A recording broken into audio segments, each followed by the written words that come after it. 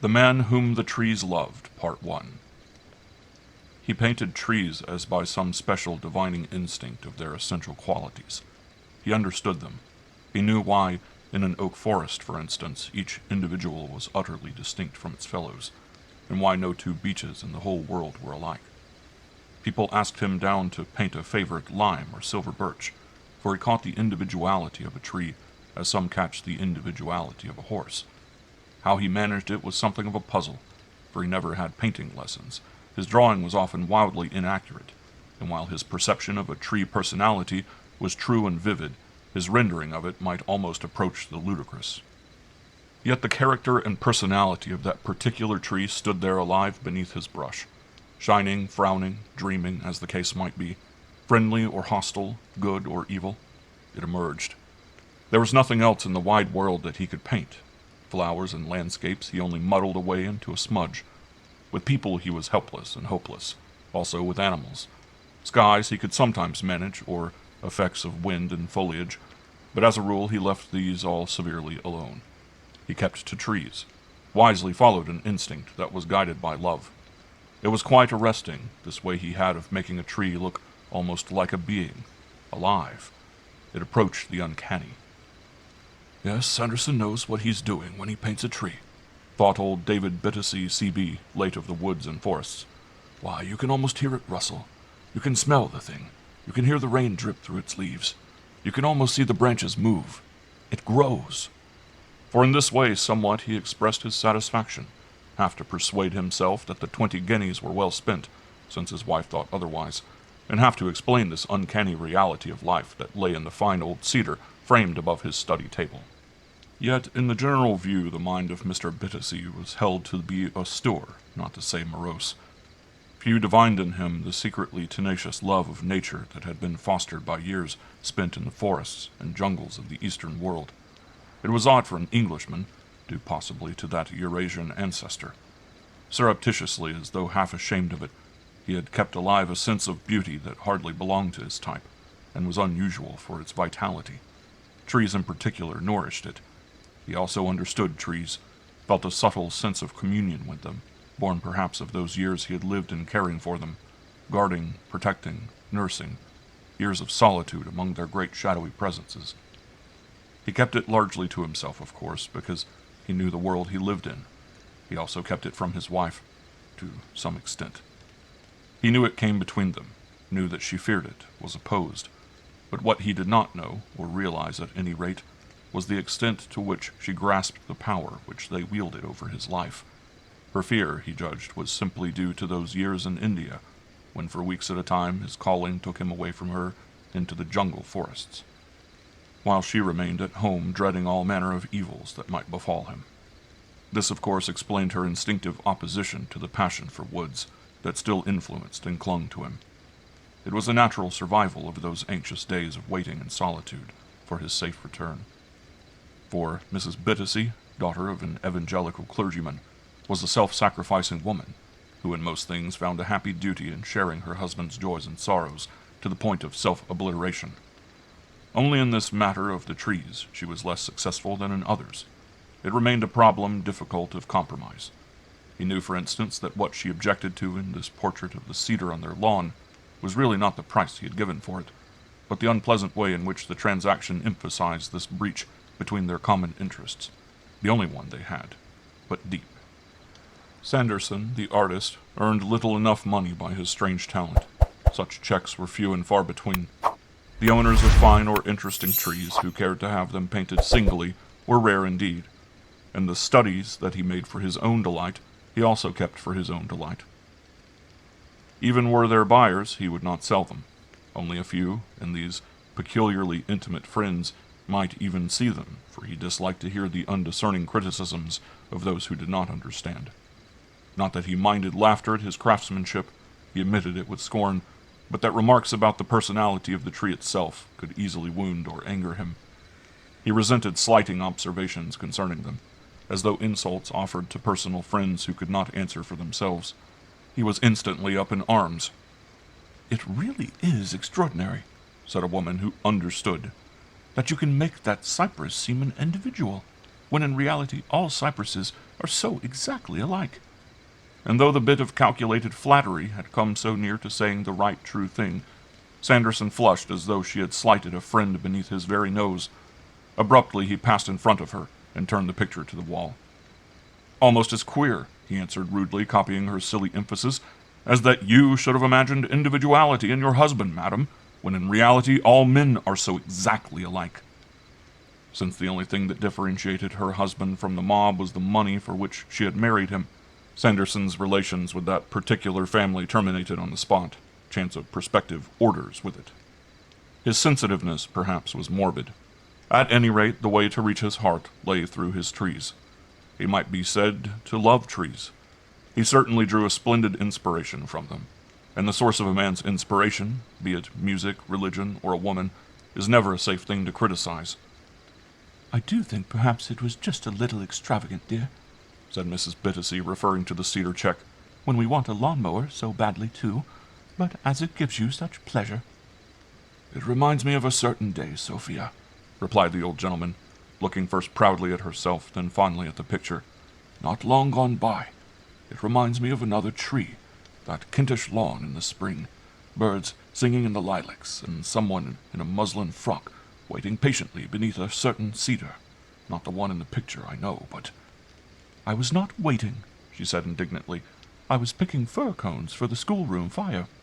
"Fir cones, my dear, do not grow on cedars, and schoolroom fires were not made in June in my young days." "And anyhow, it isn't the same cedar." "It has made me fond of all cedars for its sake," he answered, "and it reminds me that you are the same young girl still." She crossed the room to his side, and together they looked out of the window where, upon the lawn of their Hampshire cottage, a ragged Lebanon stood in solitary state. "You're as full of dreams as ever," she said gently, "and I don't regret the check a bit, really. Only, it would have been more real if it had been the original tree, wouldn't it?" "That was blown down long ago. I passed the place last year, and there's not a sign of it left," he replied tenderly. And presently, when he released her from his side, she went up to the wall and carefully dusted the picture Sanderson had made of the cedar on their present lawn. She went all round the frame with her tiny handkerchief, standing on tiptoe to reach the top rim. "What I like about it," said the old fellow to himself when his wife had left the room, "is the way he has made it live. All trees have it, of course, but a cedar taught it to me first. The something trees possess that make them know I'm there when I stand close and watch. I suppose I felt it then because I was in love, and love reveals life everywhere."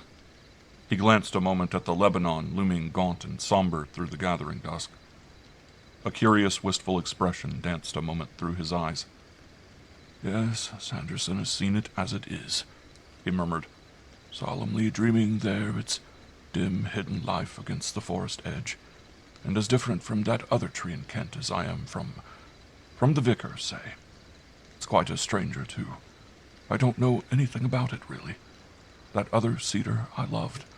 This old fellow I respect. Friendly, though. Yes, on the whole, quite friendly. He's painted the friendliness right enough. He saw that. I'd like to know that man better," he added. "I'd like to ask him how he saw so clearly that it stands there between this cottage and the forest, yet somehow more in sympathy with us than with the mass of woods behind. A sort of go-between. That I never noticed before. I see it now, through his eyes. It stands there like a sentinel. Protective, rather." He turned away abruptly to look through the window. He saw the great encircling mass of gloom that was the forest, fringing their little lawn. It pressed up closer in the darkness. The prim garden, with its formal beds of flowers, seemed an impertinence almost, some little colored insect that sought to settle on a sleeping monster, some gaudy fly that danced impudently down the edge of a great river that could engulf it with the toss of its smallest wave. That forest, with its 1,000 years of growth and its deep spreading being, was some such slumbering monster, yes. Their cottage and garden stood too near its running lip, when the winds were strong and lifted its shadowy skirts of black and purple. He loved this feeling of the forest personality. He had always loved it. "Queer," he reflected. "Awfully queer.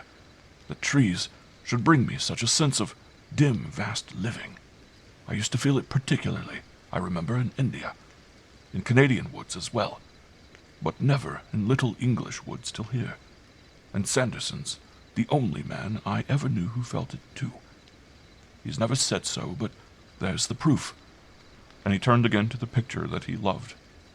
A thrill of unaccustomed life ran through him as he looked. "I wonder, by Jove, I wonder," his thoughts ran on, "whether a tree, in any lawful meaning of the term, can be alive. I remember some writing fellow telling me long ago that trees had once been moving things, animal organisms of some sort, that had stood so long feeding, sleeping, dreaming or something, in the same place, that they had lost the power to get away." Fancies flew pell-mell about his mind, and, lighting a cheroot, he dropped into an armchair beside the open window and let them play. Outside, the blackbirds whistled in the shrubberies across the lawn. He smelt the earth and trees and flowers, the perfume of mown grass, and the bits of open heathland far away in the heart of the woods.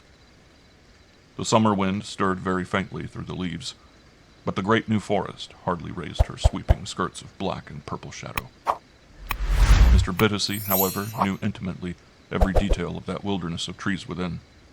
He knew all the purple combes splashed with yellow waves of gorse, sweet in juniper and myrtle, and gleaming with clear and dark-eyed pools that watched the sky. There hawks hovered, circling hour by hour, and the flicker of the pewit's flight, with its melancholy, petulant cry, deepened the sense of stillness. He knew the solitary pines, dwarfed, tufted, vigorous, that sang to every lost wind, travelers like the gypsies who pitched their bush-like tents beneath them. He knew the shaggy ponies with foals like baby centaurs, the chattering jays, the milky call of cuckoos in the spring, and the boom of the bittern from the lonely marshes. The undergrowth of watching hollies he knew too, strange and mysterious with their dark, suggestive beauty, and the yellow shimmer of their pale dropped leaves. Here all the forest lived and breathed in safety, secure from mutilation. No terror of the axe could haunt the peace of its vast subconscious life, no terror of devastating man afflicted with the dread of premature death. It knew itself supreme. It spread and preened itself without concealment. It set no spires to carry warnings, for no wind brought messages of alarm as it bulged outward to the sun and stars. But once its leafy portals left behind, the trees of the countryside were otherwise. The houses threatened them. They knew themselves in danger. The roads were no longer glades of silent turf, but noisy, cruel ways by which men came to attack them. They were civilized, cared for, but cared for in order that someday they might be put to death. Even in the villages, where the solemn and immemorial repose of giant chestnuts aped security, the tossing of a silver birch against their mass, impatient in the littlest wind, brought warning. Dust clogged their leaves. The inner humming of their quiet life became inaudible beneath the scream and shriek of clattering traffic. They longed and prayed to enter the great peace of the forest yonder, but they could not move. They knew, moreover, that the forest with its august, deep splendor despised and pitied them. They were a thing of artificial gardens, and belonged to beds of flowers, all forced to grow one way. "I'd like to know that artist fellow better," was the thought upon which he returned at length to the things of practical life. "I wonder if Sophia would mind him here for a bit." He rose with the sound of the gong, brushing the ashes from his speckled waistcoat. He pulled the waistcoat down. He was slim and spare in figure, active in his movements. In the dim light, but for that silvery mustache, he might easily have passed for a man of 40. "I'll suggest it to her, anyhow," he decided on his way upstairs to dress. His thought really was that Sanderson could probably explain this world of things he had always felt about. Trees. A man who could paint the soul of a cedar in that way must know it all. "Why not?" she gave her verdict later over the bread-and-butter pudding. "Unless you think he'd find it dull without companions." "He would paint all day in the forest, dear. I'd like to pick his brains a bit, too, if I could manage it." "You can manage anything, David," was what she answered, for this elderly, childless couple used an affectionate politeness long since deemed old-fashioned. The remark, however, displeased her, making her feel uneasy, and she did not notice his rejoinder, smiling his pleasure and content. "Except yourself and our bank account, my dear." This passion of his for trees was of old a bone of contention, though very mild contention. It frightened her, that was the truth. The Bible, her Baedeker for earth and heaven, did not mention it. Her husband, while humoring her, could never alter that instinctive dread she had. He soothed, but never changed her. She liked the woods, perhaps as spots for shade and picnics, but she could not, as he did, love them. And after dinner, with a lamp beside the open window, he read aloud from the Times the Evening Post had brought, such fragments as he thought might interest her. The custom was invariable, except on Sundays, when, to please his wife, he dozed over Tennyson or Farrar, as their mood might be. She knitted while he read, asked gentle questions, told him his voice was a lovely reading voice, and enjoyed the little discussions that occasions prompted, because he always let her win them with, "Ah, Sophia, I'd never thought of it quite in that way before. But now you mention it, I must say I think there's something in it." For David Bittacy was wise. It was long after marriage, during his months of loneliness spent with trees and forests in India, his wife waiting at home in the bungalow, that his other, deeper side had developed the strange passion that she could not understand. And after one or two serious attempts to let her share it with him, he had given up and learned to hide it from her. He learned, that is, to speak of it only casually, for since she knew it was there, to keep silence altogether would only increase her pain. So from time to time he skimmed the surface, just to let her show him where he was wrong and think she won the day. It remained a debatable land of compromise. He listened with patience to her criticisms, her excursions and alarms, knowing that while it gave her satisfaction, it could not change himself. The thing lay in him too deep and true for change. But for peace' sake, some meeting place was desirable, and he found it thus. It was her one fault in his eyes, this religious mania carried over from her upbringing, and it did no serious harm. Great emotion could shake it sometimes out of her. She clung to it because her father taught it her, and not because she had thought it out for herself. Indeed, like many women, she never really thought at all, but merely reflected the images of others' thinking, which she had learned to see. So wise in his knowledge of human nature, old David Bittacy accepted the pain of being obliged to keep a portion of his inner life shut off from the woman he deeply loved. He regarded her little biblical phrases as oddities that still clung to a rather fine big soul. Like horns and little useless things, some animals have not yet lost in the course of evolution, while they have outgrown their use. "My dear, what is it? You frightened me." She asked it suddenly, sitting up so abruptly that her cap dropped sideways almost to her ear. For David Bittacy, behind his crackling paper, had uttered a sharp exclamation of surprise. He had lowered the sheet and was staring at her over the tops of his gold glasses. "Listen to this, if you please," he said, a note of eagerness in his voice. "Listen to this, my dear Sophia. It's from an address by Francis Darwin before the Royal Society. He is president, you know, and son of the great Darwin. Listen carefully, I beg you. It is most significant." "I am listening, David," she said with some astonishment, looking up. She stopped her knitting. For a second she glanced behind her. Something had suddenly changed in the room, and it made her feel wide awake, though before she had been almost dozing. Her husband's voice and manner had introduced this new thing. Her instincts rose in warning. "Do read it, dear." He took a deep breath, looked first again over the rims of his glasses to make quite sure of her attention. He had evidently come across something of genuine interest, although herself she often found the passages from these addresses somewhat heavy. In a deep, emphatic voice he read aloud. "It is impossible to know whether or not plants are conscious, but it is consistent with the doctrine of continuity that in all living things there is something psychic, and if we accept this point of view—" "If," she interrupted, scenting danger. He ignored the interruption as a thing of slight value he was accustomed to. "If we accept this point of view," he continued, "we must believe that in plants there exists a faint copy of what we know as consciousness in ourselves." He laid the paper down and steadily stared at her. Their eyes met. He had italicized the last phrase. For a minute or two his wife made no reply or comment. They stared at one another in silence. He waited for the meaning of the words to reach her understanding with full import. Then he returned and read them again in part, while she, released from that curious driving look in his eyes, instinctively again glanced over her shoulder round the room. It was almost as if she felt someone had come in to them unnoticed. "We must believe that in plants there exists a faint copy of what we know as consciousness in ourselves." "If," she repeated lamely, feeling before the stare of those questioning eyes she must say something, but not yet having gathered her wits together quite.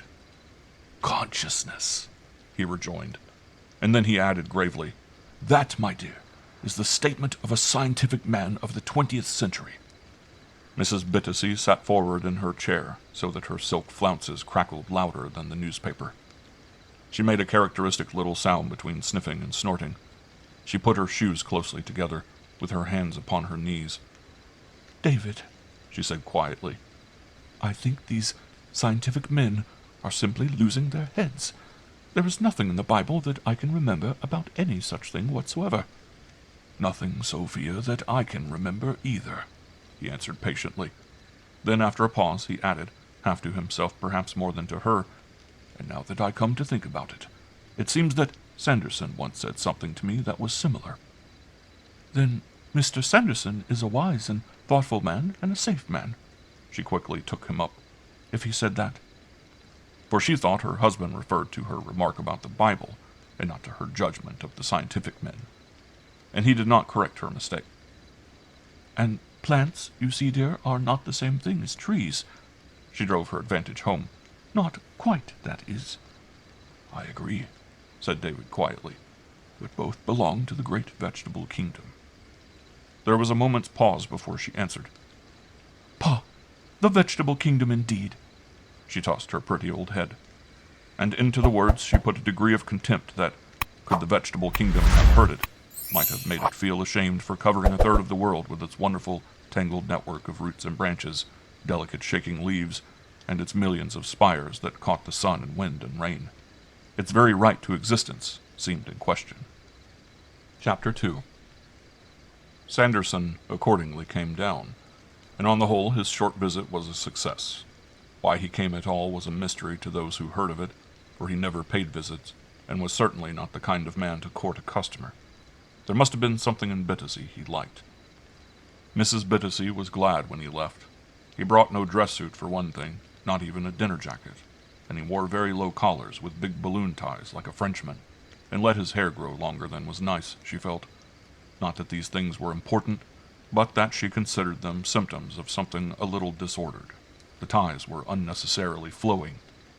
For all that, he was an interesting man, and in spite of his eccentricities of dress and so forth, a gentleman. Perhaps, she reflected in her genuinely charitable heart, he had other uses for the 20 guineas, an invalid sister, or an old mother to support. She had no notion of the cost of brushes, frames, paints, and canvases. Also, she forgave him much for the sake of his beautiful eyes and his eager enthusiasm of manner. So many men of 30 were already blasé. Still, when the visit was over, she felt relieved. She said nothing about his coming a second time, and her husband, she was glad to notice, had likewise made no suggestion. For, truth to tell, the way the younger man engrossed the older, keeping him out for hours in the forest, talking on the lawn in the blazing sun, and in the evenings when the damp of dusk came creeping out from the surrounding woods, all regardless of his age and usual habits, was not quite to her taste. Of course, Mr. Sanderson did not know how easily those attacks of Indian fever came back, but David surely might have told him. They talked of trees from morning till night. It stirred in her the old subconscious trail of dread, a trail that led ever into the darkness of big woods. And such feelings, as her early evangelical training taught her, were temptings. To regard them in any other way was to play with danger. Her mind as she watched these two was charged with curious thoughts of dread she could not understand, yet feared the more on that account. The way they studied that old mangy cedar was a trifle unnecessary, unwise, she felt. It was disregarding the sense of proportion which deity had set upon the world, for men's safe guidance. Even after dinner, they smoked their cigars upon the low branches that swept down and touched the lawn, until at length she insisted on their coming in. Cedars, she had somewhere heard, were not safe after sundown. It was not wholesome to be too near them. To sleep beneath them was even dangerous, though what the precise danger was she had forgotten. The upas was the tree, she really meant. At any rate, she summoned David in, and Sanderson came presently after him. For a long time before deciding on this peremptory step, she had watched them surreptitiously from the drawing-room window, her husband and her guest. The dusk enveloped them with its damp veil of gauze. She saw the glowing tips of their cigars and heard the drone of voices. Bats flitted overhead, and big silent moths whirred softly over the rhododendron blossoms. And it came suddenly to her, while she watched, that her husband had somehow altered these last few days, since Mr. Sanderson's arrival, in fact. A change had come over him, though what it was she could not say. She hesitated indeed to search. That was the instinctive dread operating in her. Provided it passed, she would rather not know. Small things, of course, she noticed. Small outward signs. He had neglected the Times for one thing, left off his speckled waistcoats for another. He was absent-minded sometimes, showed vagueness in practical details where hitherto he showed decision, and he had begun to talk in his sleep again. These, and a dozen other small peculiarities, came suddenly upon her with the rush of a combined attack. They brought with them a faint distress that made her shiver. Momentarily her mind was startled, then confused, as her eyes picked out the shadowy figures in the dusk, the cedar covering them, the forest close at their backs. And then, before she could think or seek internal guidance as her habit was, this whisper, muffled and very hurried, ran across her brain. "It's Mr. Sanderson. Call David in at once." And she had done so. Her shrill voice crossed the lawn and died away into the forest, quickly smothered. No echo followed it. The sound fell dead against the rampart of 1,000 listening trees. "The damp is so very penetrating, even in summer," she murmured when they came obediently. She was half surprised at her own audacity, half repentant. They came so meekly at her call. "And my husband is sensitive to fever from the east. No, please, do not throw away your cigars. We can sit by the open window and enjoy the evening while you smoke." She was very talkative for a moment. Subconscious excitement was the cause. "It is so still, so wonderfully still," she went on as no one spoke. "So peaceful, and the air so very sweet, and God is always near to those who need his aid." The words slipped out before she realized quite what she was saying, yet fortunately in time to lower her voice, for no one heard them. They were perhaps an instinctive expression of relief. It flustered her that she could have said the thing at all. Sanderson brought her shawl and helped to arrange the chairs. She thanked him in her old-fashioned, gentle way, declining the lamps which he had offered to light. "They attract the moths and insects so, I think." The three of them sat there in the gloaming, Mr. Bittacy's white mustache and his wife's yellow shawl gleaming at either end of the little horseshoe, Sanderson with his wild black hair and shining eyes midway between them. The painter went on talking softly, continuing evidently the conversation begun with his host beneath the cedar. Mrs. Bittacy, on her guard, listened uneasily. "For trees, you see, rather conceal themselves in daylight. They reveal themselves fully only after sunset. I never know a tree." He bowed here slightly towards the lady, as though to apologize for something he felt she would not quite understand or like. "Until I've seen it in the night. Your cedar, for instance," looking towards her husband again so that Mrs. Bittacy caught the gleaming of his turned eyes.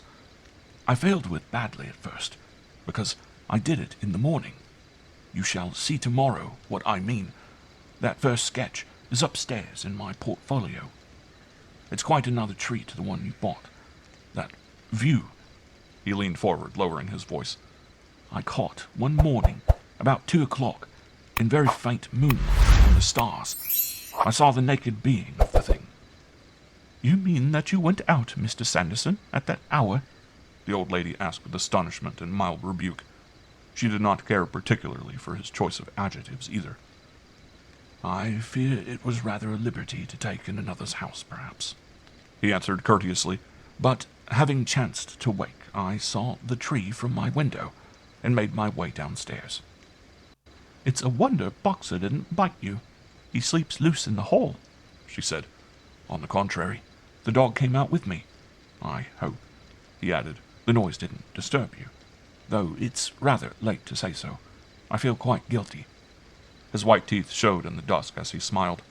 A smell of earth and flowers stole in through the window on a breath of wandering air. Mrs. Bittacy said nothing at the moment. We both sleep like tops, put in her husband, laughing. You're a courageous man, though, Sanderson, and by Jove, the picture justifies you. Few artists would have taken so much trouble, though I read once that Holman Hunt, Rossetti, or someone of that lot, painted all night in his orchard to get an effect of moonlight that he wanted. He chattered on. His wife was glad to hear his voice. It made her feel more easy in her mind. But presently the other held the floor again, and her thoughts grew darkened and afraid. Instinctively she feared the influence on her husband. The mystery and wonder that lie in woods and forests, in great gatherings of trees everywhere, seemed so real and present while he talked. The night transfigures all things in a way, he was saying, but nothing so searchingly as trees. From behind a veil that sunlight hangs before them, in the day they emerge and show themselves. Even buildings do that, in a measure, but trees particularly. In the daytime they sleep, at night they wake.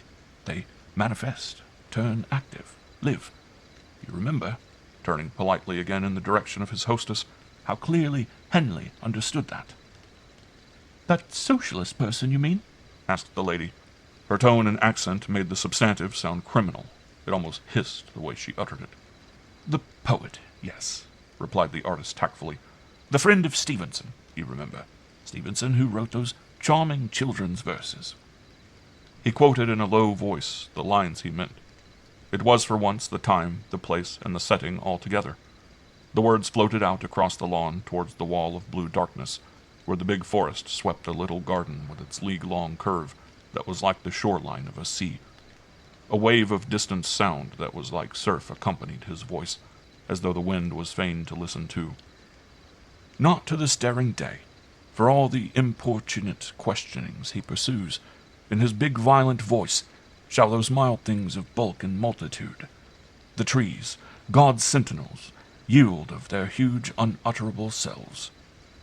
But at the word of the ancient sacerdotal night, night of the many secrets whose effect, transfiguring, hierophantic dread, themselves alone may fully apprehend, they tremble and are changed, in each the uncouth individual soul looms forth in glooms essential, and their bodily presences touched with inordinate significance, wearing the darkness like a livery of some mysterious and tremendous guild.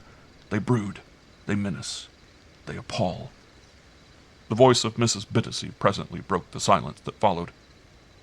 I like that part about God's sentinels, she murmured. There was no sharpness in her tone. It was hushed and quiet.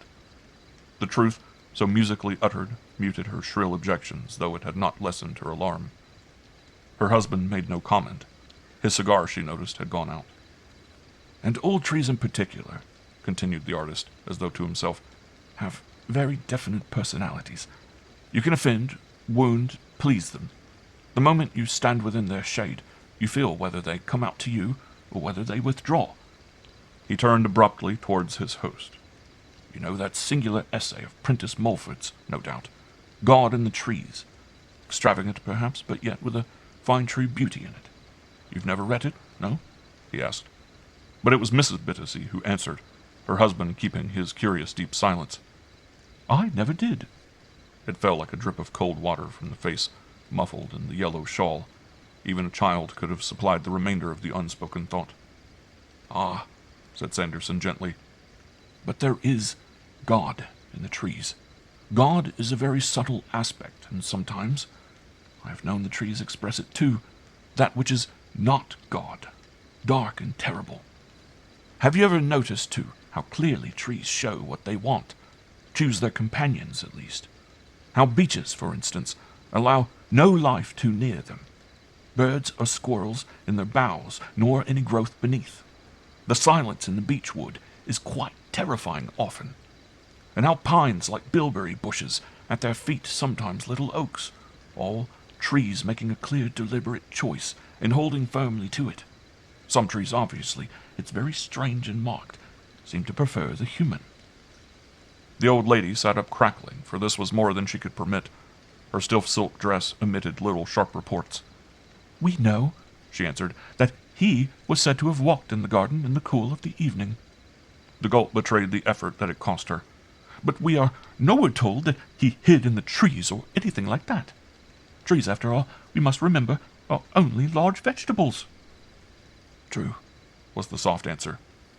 "But in everything that grows, has life, that is, there's mystery past all finding out. The wonder that lies hidden in our own souls lies also hidden, I venture to assert, in the stupidity and silence of a mere potato." The observation was not meant to be amusing. It was not amusing. No one laughed. On the contrary, the words conveyed in too literal a sense the feeling that haunted all that conversation. Each one, in his own way, realized, with beauty, with wonder, with alarm, that the talk had somehow brought the whole vegetable kingdom nearer to that of man. Some link had been established between the two. It was not wise, with that great forest listening at their very doors, to speak so plainly.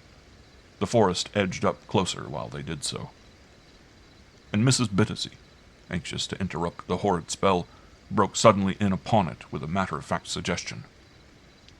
She did not like her husband's prolonged silence, stillness. He seemed so negative, so changed. "David," she said, raising her voice, "I think you're feeling the dampness. It's grown chilly. The fever comes so suddenly, you know, and it might be wise to take the tincture. I'll go and get it, dear, at once. It's better."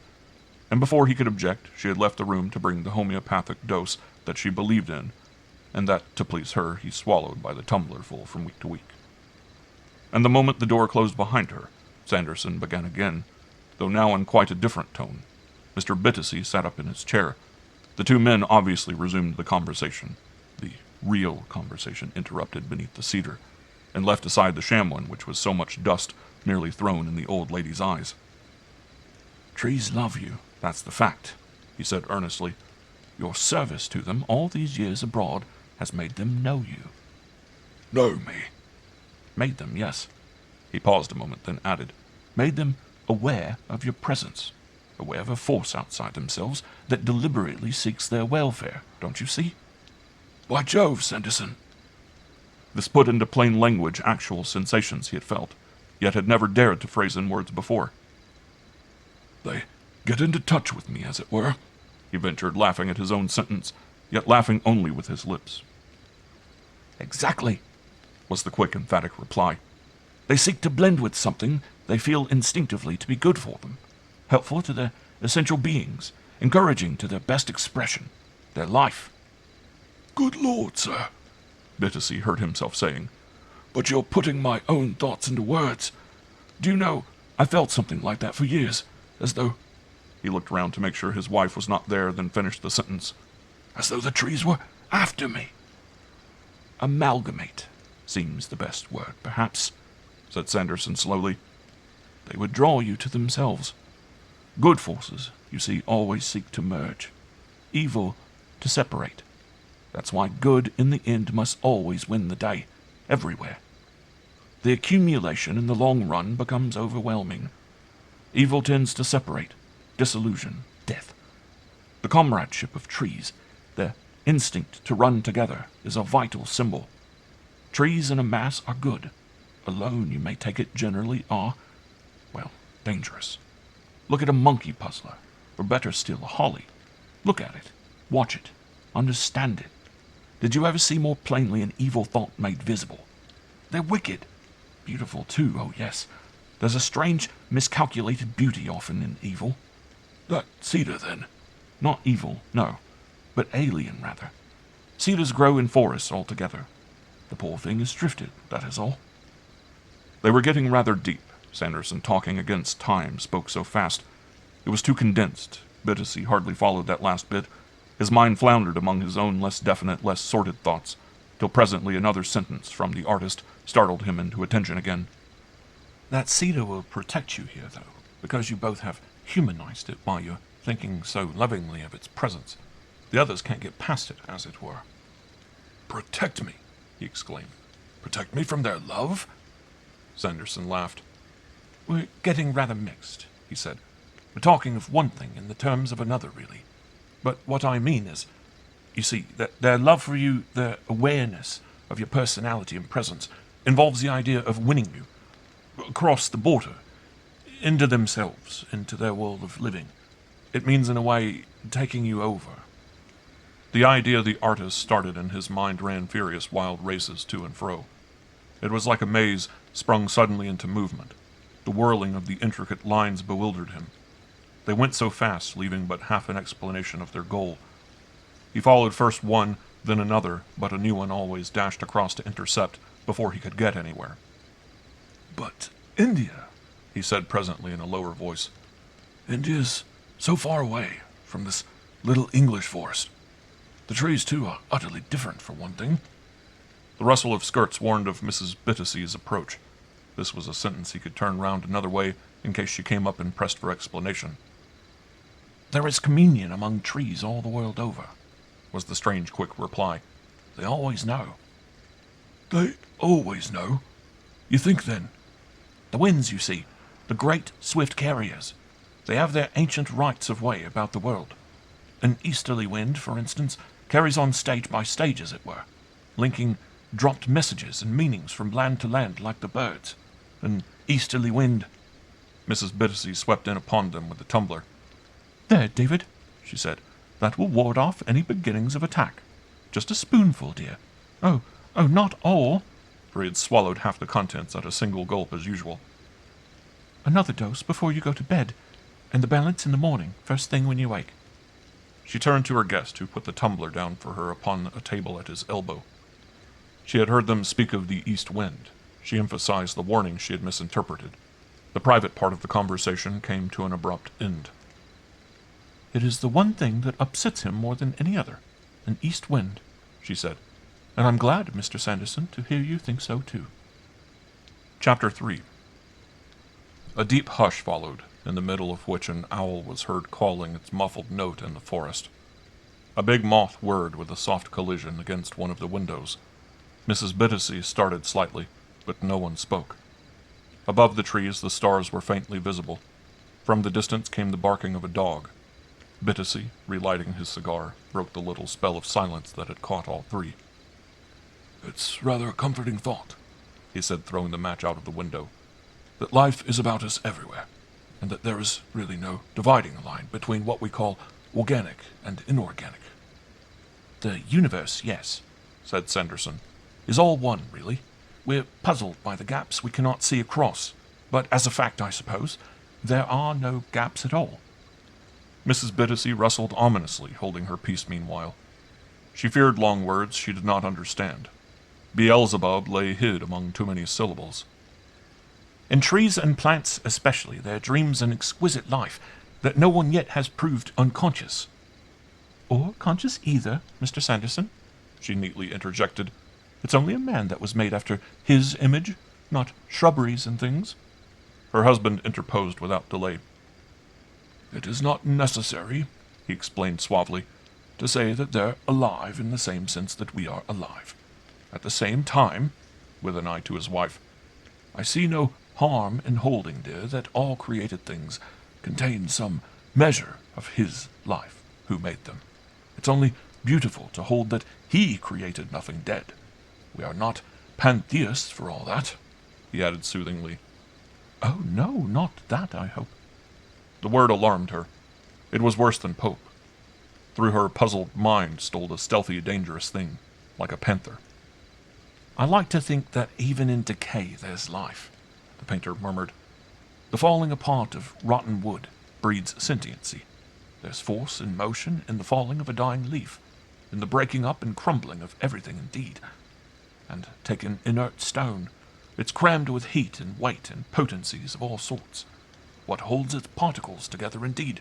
We understand it as little as gravity, or why a needle always turns to the north. Both things may be a mode of life." "You think a compass has a soul, Mr. Sanderson?" exclaimed the lady with a crackling of her silk flounces that conveyed a sense of outrage even more plainly than her tone. The artist smiled to himself in the darkness, but it was Bittacy who hastened to reply. Our friend merely suggests that these mysterious agencies, he said quietly, may be due to some kind of life we cannot understand. Why should water only run downhill? Why should trees grow at right angles to the surface of the ground and towards the sun? Why should the world spin forever on their axes? Why should fire change the form of everything it touches without really destroying them? To say these things follow the law of their being explains nothing. Mr. Sanderson merely suggests, poetically my dear of course, that these may be manifestations of life, though life at a different stage to ours. The breath of life, we read, he breathed into them. These things do not breathe. She said it with triumph. Then Sanderson put in a word, but he spoke rather to himself or to his host than by way of serious rejoinder to the ruffled lady. But plants do breathe too, you know, he said.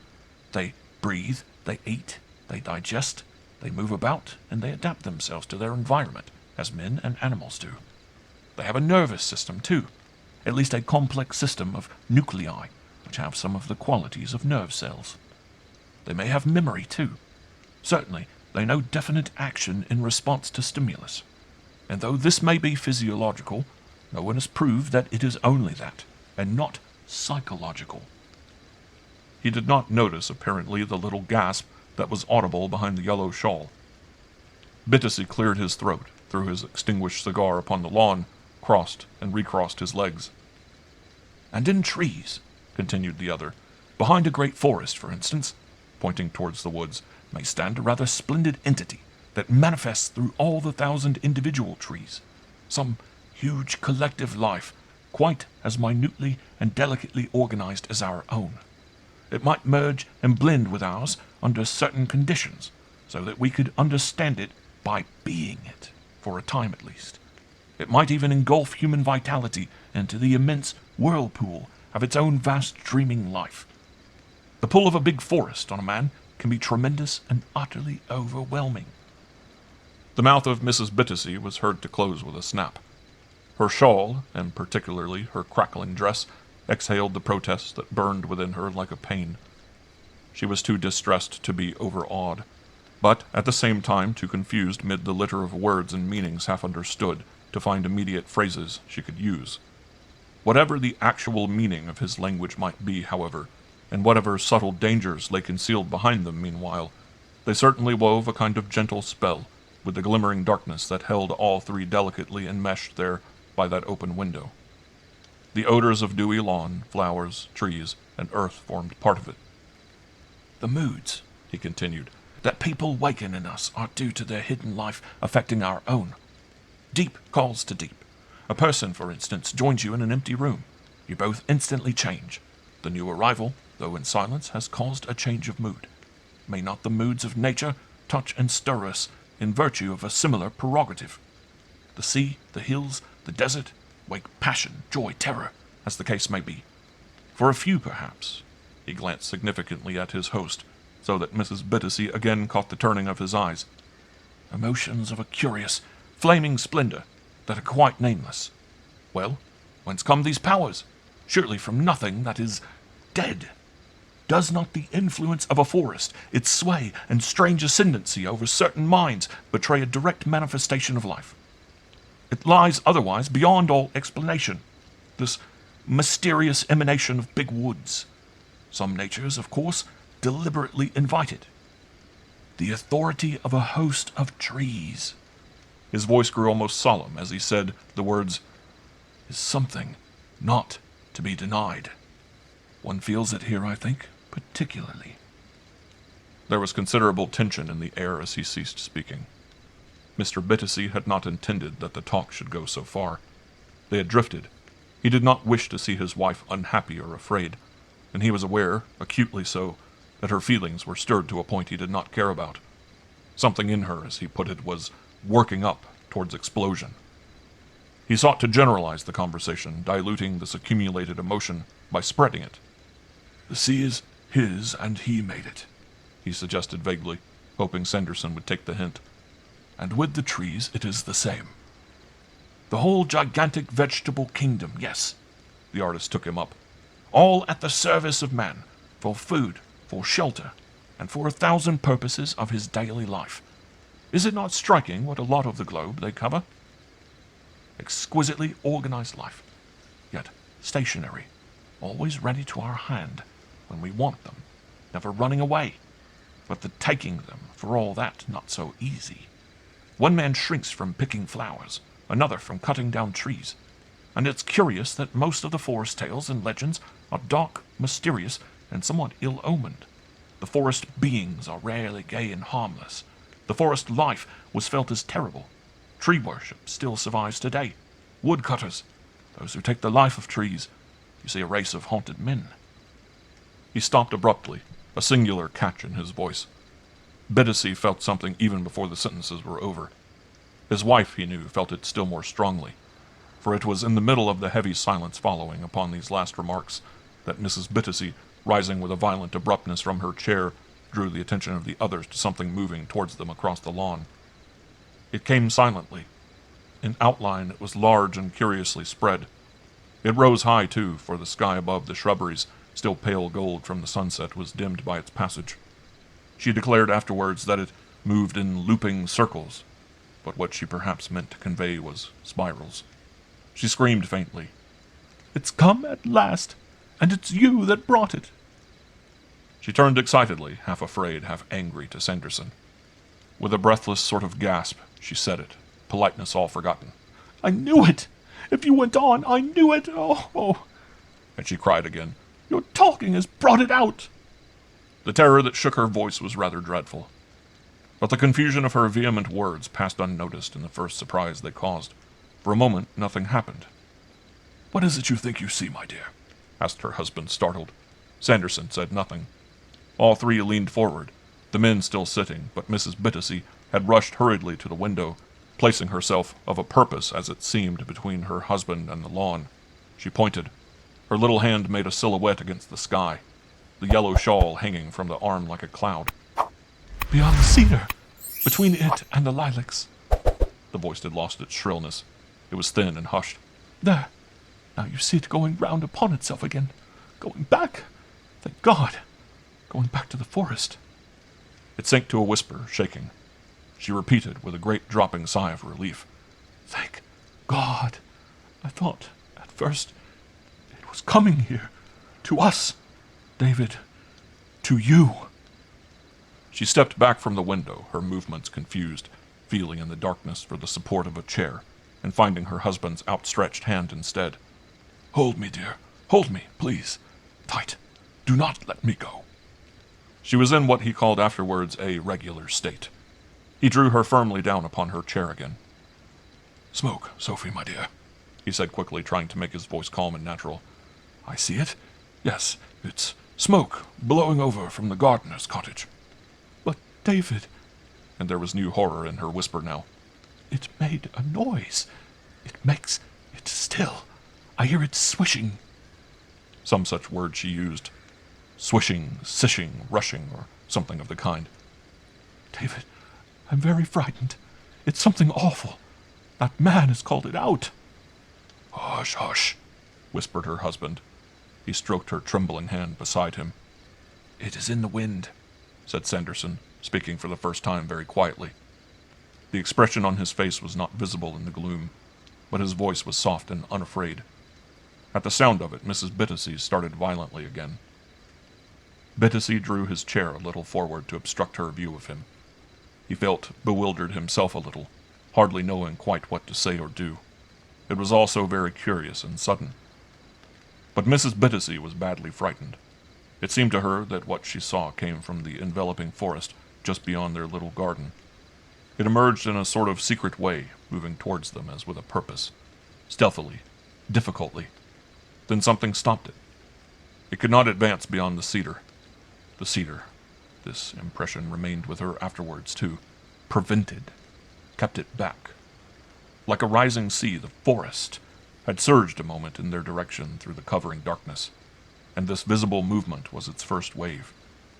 Thus to her mind it seemed, like that mysterious turn of the tide that used to frighten and mystify her in childhood on the sands. The outward surge of some enormous power was what she felt, something to which Every instinct in her being rose in opposition because it threatened her and hers. In that moment she realized the personality of the forest. Menacing. In the stumbling movement that she made away from the window and towards the bell, she barely caught the sentence. Sanderson, or was it her husband, murmured to himself, "It came because we talked of it.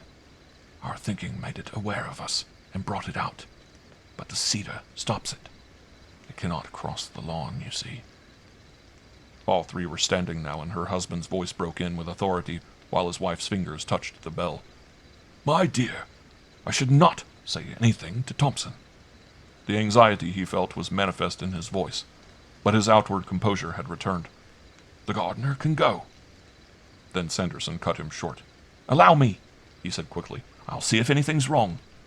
And before either of them could answer or object, he was gone, leaping out by the open window. They saw his figure with a run across the lawn into the darkness. A moment later the maid entered, in answer to the bell, and with her came the loud barking of the terrier from the hall. "The lamps," said her master shortly, and as she softly closed the door behind her, they heard the wind pass with a mournful sound of singing round the outer walls. A rustle of foliage from the distance passed within it. "You see, the wind is rising. It was the wind." He put a comforting arm about her, distressed to feel that she was trembling. But he knew that he was trembling too, though with a kind of odd elation rather than alarm. "And it was smoke that you saw coming from Stride's cottage, or from the rubbish heaps he's been burning in the kitchen garden. The noise we heard was the branches rustling in the wind. Why should you be so nervous?" A thin, whispering voice answered him. "I was afraid for you, dear.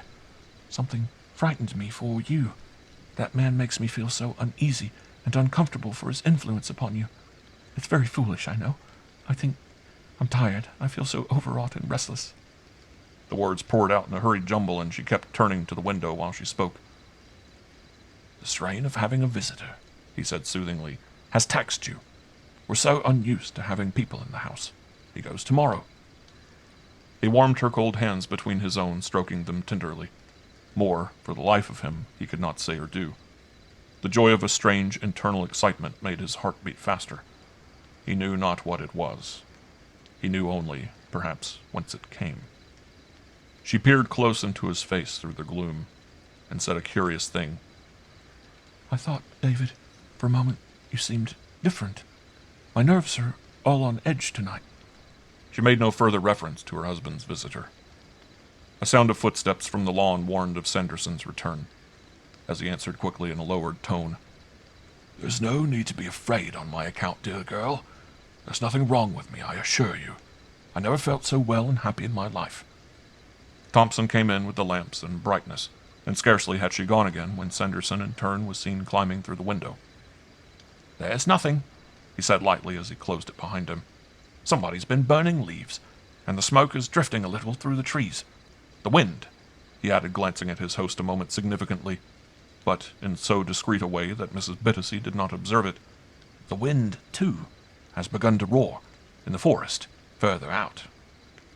But Mrs. Bittacy noticed about him two things which increased her uneasiness. She noticed the shining of his eyes, because a similar light had suddenly come into her husband's. And she noticed, too, the apparent depth of meaning he put into those simple words that the wind had begun to roar in the forest, further out. Her mind retained the disagreeable impression that he meant more than he said. In his tone lay quite another implication. It was not actually wind he spoke of, and it would not remain further out. Rather, it was coming in. Another impression she got too, still more unwelcome, was that her husband understood his hidden meaning. The Man Whom the Trees Loved, Part 2. "David, dear," she observed gently as soon as they were alone upstairs, "I have a horrible, uneasy feeling about that man. I cannot get rid of it." The tremor in her voice caught all his tenderness. He turned to look at her. "Of what kind, my dear? You're so imaginative sometimes, aren't you?" "I think—" She hesitated, stammering a little, confused, still frightened.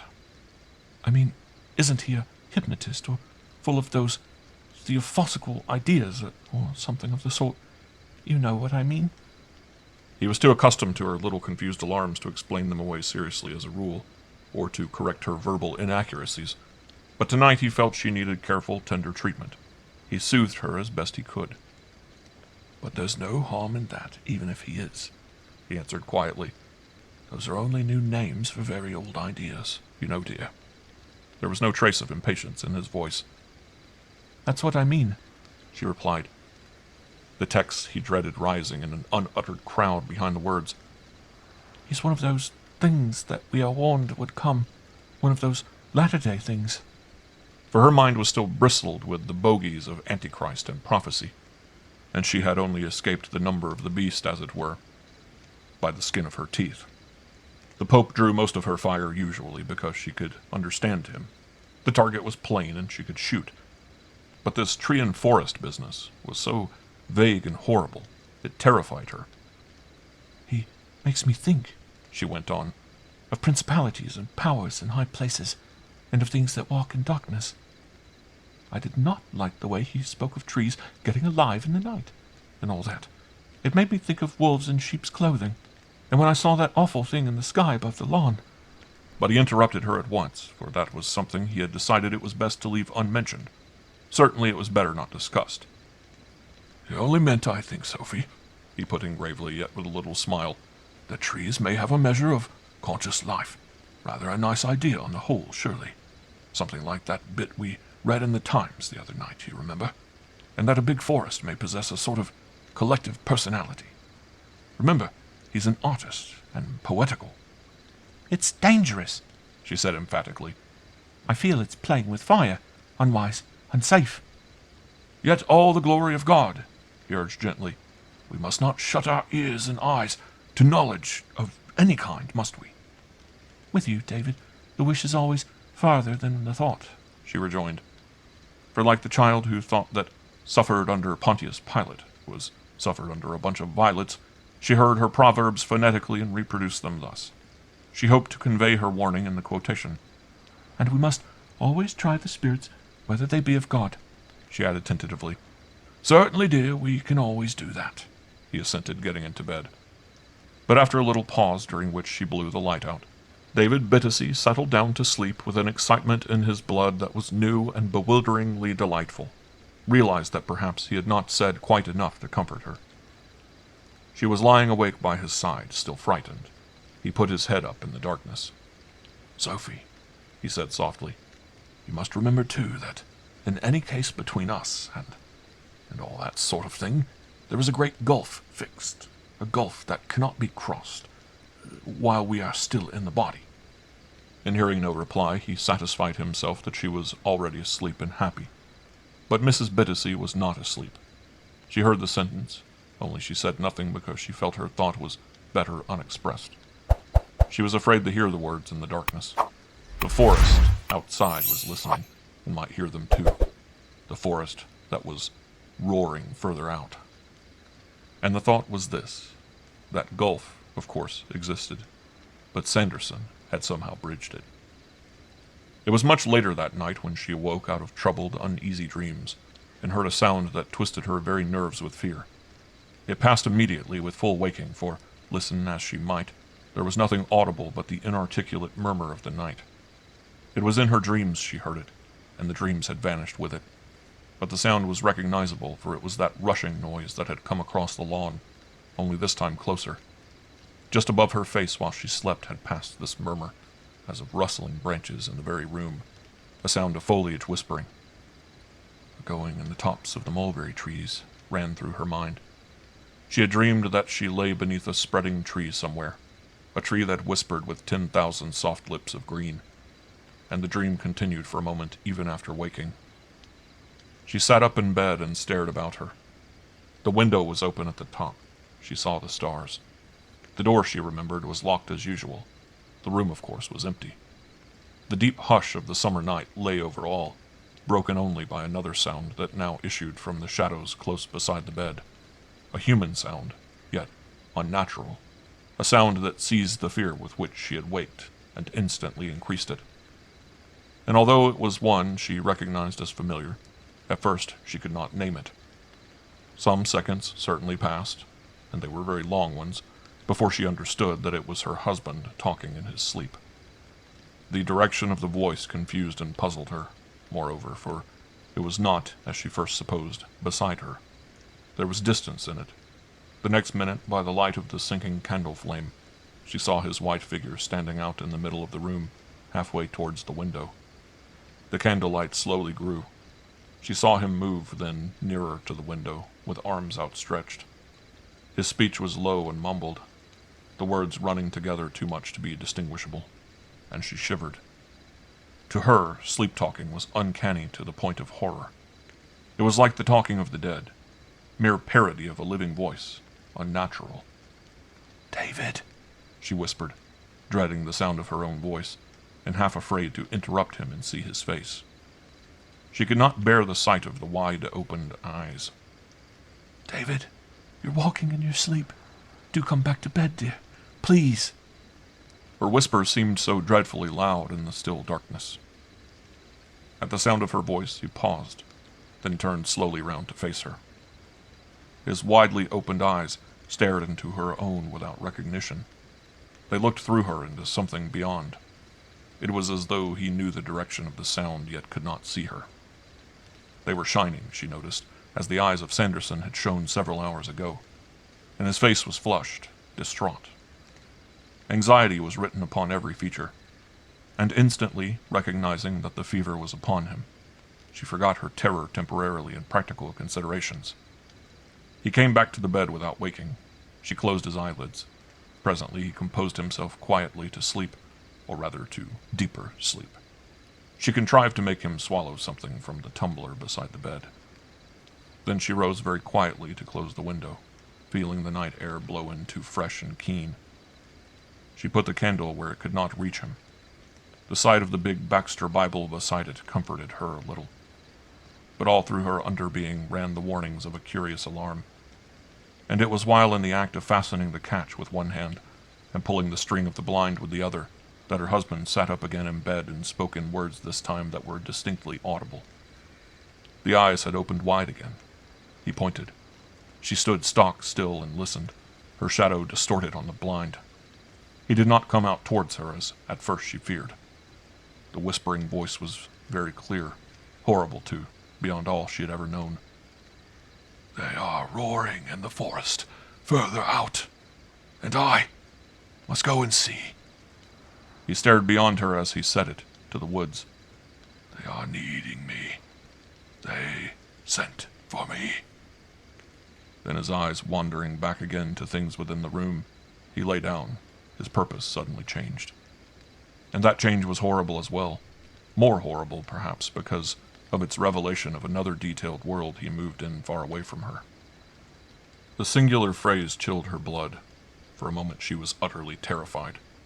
That tone of the somnambulist, differing so slightly yet so distressingly from normal, waking speech, seemed to her somehow wicked. Evil and danger lay waiting thick behind it. She leaned against the windowsill, shaking in every limb. She had an awful feeling for a moment that something was coming in to fetch him. "Not yet, then," she heard, in a much lower voice from the bed. "But later. It will be better so. I shall go later." The words expressed some fringe of these alarms that had haunted her so long that the arrival and presence of Sanderson seemed to have brought to the very edge of a climax she could not even dare to think about. They gave it form. They brought it closer. They sent her thoughts to her deity in a wild, deep prayer for help and guidance. For here was a direct unconscious betrayal of a world of inner purposes and claims her husband recognized while he kept them almost wholly to himself. By the time she reached his side and knew the comfort of his touch, the eyes had closed again, this time of their own accord, and the head lay calmly back upon the pillows. She gently straightened the bedclothes. She watched him for some minutes, shading the candle carefully with one hand. There was a smile of strangest peace upon the face. Then, blowing out the candle, she knelt down and prayed before getting back into bed. But no sleep came to her. She lay awake all night thinking, wondering, praying, until at length, with the chorus of the birds and the glimmer of the dawn upon the green blind, she fell into a slumber of complete exhaustion. But while she slept, the wind continued roaring in the forest further out. The sound came closer, sometimes very close indeed. Chapter 5. With the departure of Sanderson, the significance of the curious incidents waned, because the moods that had produced them passed away. Mrs. Bittacy soon afterwards came to regard them as some growth of disproportion that had been very largely, perhaps, in her own mind. It did not strike her that this change was sudden, for it came about quite naturally. For one thing, her husband never spoke of the matter, and for another, she remembered how many things in life that had seemed inexplicable and singular at the time turned out later to have been quite commonplace. Most of it, certainly, she would put down to the presence of the artist and to his wild, suggestive talk. With his welcome removal, the world turned ordinary again and safe. The fever, though it lasted as usual a short time only, had not allowed of her husband's getting up to say goodbye, and she had conveyed his regrets and adieu. In the morning Mr. Sanderson had seemed ordinary enough. In his town hat and gloves, as she saw him go, he seemed tame and unalarming. After all, she thought as she watched the pony cart bear him off, he's only an artist. What she had thought he might be otherwise, her slim imagination did not venture to disclose. Her change of feeling was wholesome and refreshing. She felt a little ashamed of her behavior. She gave him a smile, genuine because the relief she felt was genuine, as he bent over her hand and kissed it. But she did not suggest a second visit, and her husband, she noted with satisfaction and relief, had said nothing either. The little household fell again into the normal and sleepy routine to which it was accustomed. The name of Arthur Sanderson was rarely, if ever, mentioned, nor for her part did she mention to her husband the incident of his walking in his sleep and the wild words he used. But to forget it was equally impossible. Thus it lay buried deep within her, like a center of some unknown disease of which it was a mysterious symptom, waiting to spread at the first favorable opportunity. She prayed against it every night and morning, prayed that she might forget it, that God would keep her husband safe from harm. For in spite of much surface foolishness that many might have read as weakness, Mrs. Bittacy had balance, sanity, and a fine deep faith. She was greater than she knew. Her love for her husband and her God were somehow one, an achievement only possible to a single-hearted nobility of soul. There followed a summer of great violence and beauty. A beauty because the refreshing rains at night prolonged the glory of spring and spread it all across July, keeping the foliage young and sweet. A violence because the winds that tore about the south of England brushed the whole country into dancing movement. They swept the woods magnificently, and kept them roaring with a perpetual grand voice. Their deepest notes seemed never to leave the sky. They sang and shouted, and torn leaves raced and fluttered through the air long before their usually appointed time. Many a tree, after days of this roaring and dancing, fell exhausted to the ground. The cedar on the lawn gave up 2 limbs that fell upon successive days, at the same hour, too, just before dusk. The wind often makes its most boisterous effort at that time, before it drops with the sun, and these 2 huge branches lay in dark ruin covering half the lawn. They spread across it and towards the house. They left an ugly gaping space upon the tree, so that the Lebanon looked unfinished, half destroyed, a monster shorn of its old-time comeliness and splendor. Far more of the forest was now visible than before. It peered through the breach of the broken defenses. They could see from the windows of the house now, especially from the drawing-room and bedroom windows, straight out into the glades and depths beyond. Mrs. Bittacy's niece and nephew, who were staying on a visit at the time, enjoyed themselves immensely helping the gardeners carry off the fragments. It took 2 days to do this, for Mr. Bittacy insisted on the branches being moved entire. He would not allow them to be chopped. Also, he would not consent to their use as firewood. Under his superintendence, the unwieldy masses were dragged to the edge of the garden and arranged upon the frontier line between the forest and the lawn. The children were delighted with the scheme. They entered into it with enthusiasm. At all costs, this defense against the inroads of the forest must be made secure. They caught their uncle's earnestness, felt even something of a hidden motive that he had, and the visit, usually rather dreaded, became the visit of their lives instead. It was Aunt Sophia this time who seemed discouraging and dull. "She's got so old and funny," opined Stephen, but Alice, who felt in the silent displeasure of her aunt some secret thing that half alarmed her, said, I think she's afraid of the woods. She never comes into them with us, you see. All the more reason, then, for making this wall all fat and thick and solid, he concluded, unable to manage the longer word. Then nothing, simply nothing, can get through, can't it, Uncle David? And Mr. Bittacy, jacket discarded and working in his speckled waistcoat, went puffing to their aid, arranging the massive limb of the cedar like a hedge. "Come on," he said. "Whatever happens, we must finish before it's dark. Already the wind is roaring in the forest further out." And Alice caught the phrase and instantly echoed it. "Stevie," she cried below her breath, "look sharp, you lazy lump. Didn't you hear what Uncle David said? It'll come in and catch us before we've done." They worked like Trojans, and sitting beneath the wisteria tree that climbed the southern wall of the cottage, Mrs. Bittacy with her knitting watched them, calling from time to time insignificant messages of counsel and advice. The messages passed, of course, unheeded. Mostly, indeed, they were unheard, or the workers were too absorbed. She warned her husband not to get too hot, Alice not to tear her dress, Stephen not to strain his back with pulling. Her mind hovered between the homeopathic medicine chest upstairs and her anxiety to see the business finished. For this breaking up of the cedar had stirred again her slumbering alarms. It revived memories of the visit of Mr. Sanderson that had been sinking into oblivion. She recalled his queer and odious way of talking, and many things she hoped forgotten drew their heads up from that subconscious region to which all forgetting is impossible. They looked at her and nodded. They were full of life. They had no intention of being pushed aside and buried permanently. "Now look," they whispered. "Didn't we tell you so?" They had merely been waiting the right moment to assert their presence, and all her former vague distress crept over her.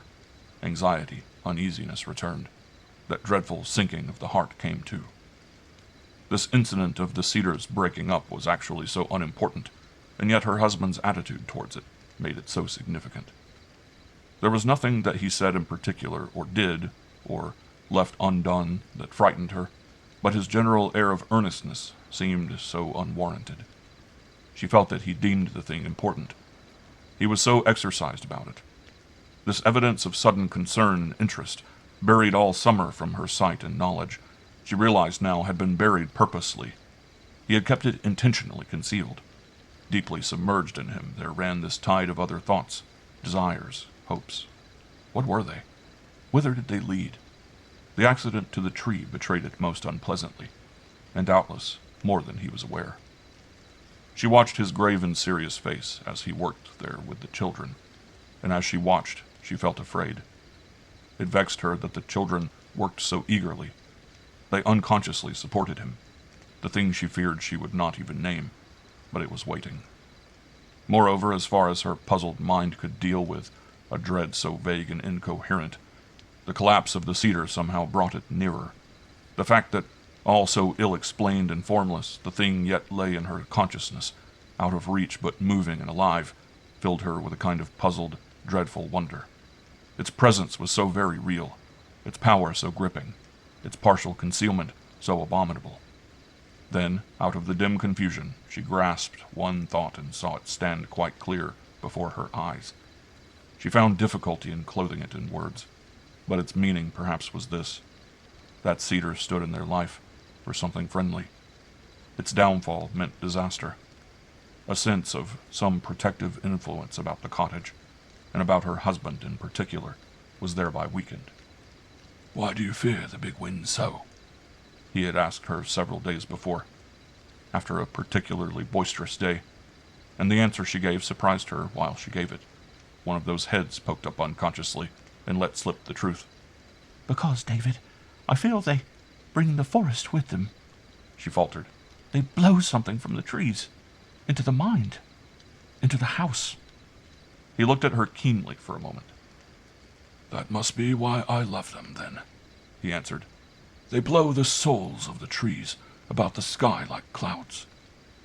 The conversation dropped. She had never heard him talk in quite that way before. And another time, when he had coaxed her to go with him down one of the nearer glades, she asked why he took the small hand-axe with him, and what he wanted it for. "To cut the ivy that clings to the trunks and takes their life away," he said. "But can't the verdurers do that?" she asked. "That's what they're paid for, isn't it?" whereupon he explained that ivy was a parasite the trees knew not how to fight alone, and that the verdurers were careless and did not do it thoroughly. They gave a chop here and there, leaving the tree to do the rest for itself if it could. "Besides, I like to do it for them.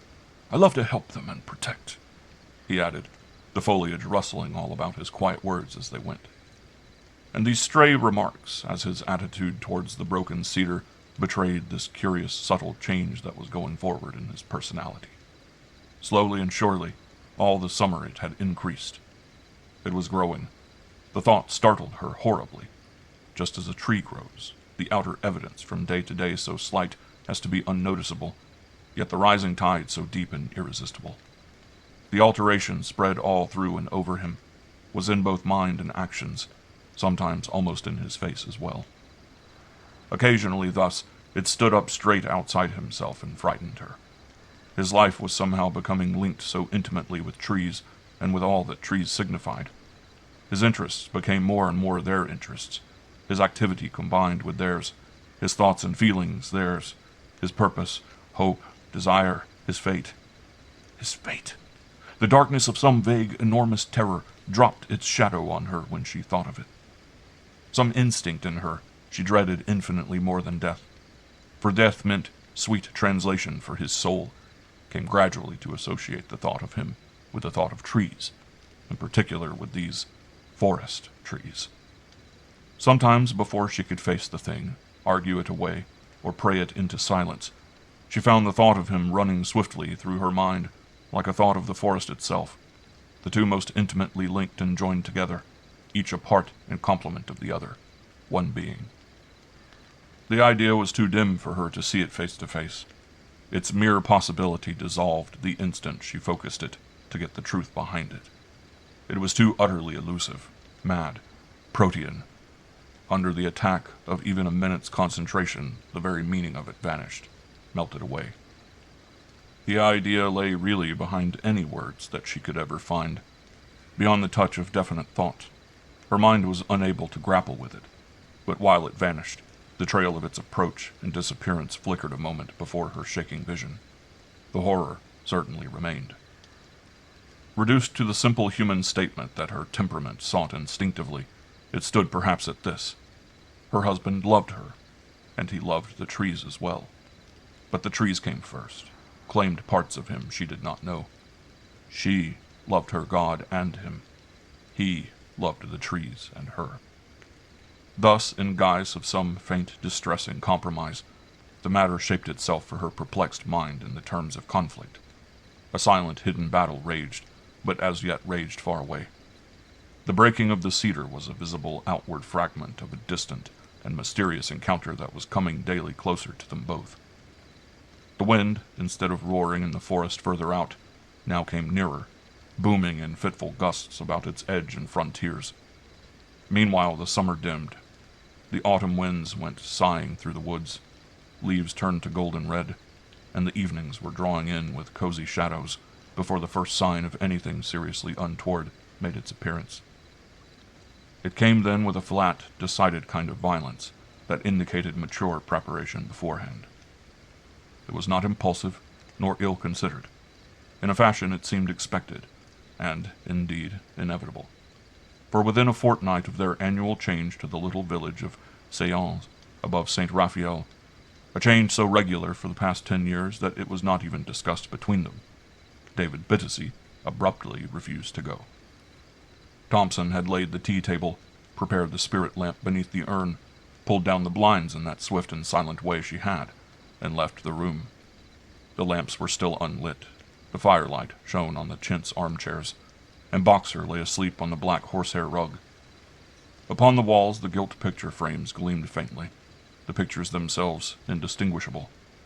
Mrs. Bittacy had warmed the teapot, and was in the act of pouring the water in to heat the cups, when her husband, looking up from his chair across the hearth, made the abrupt announcement.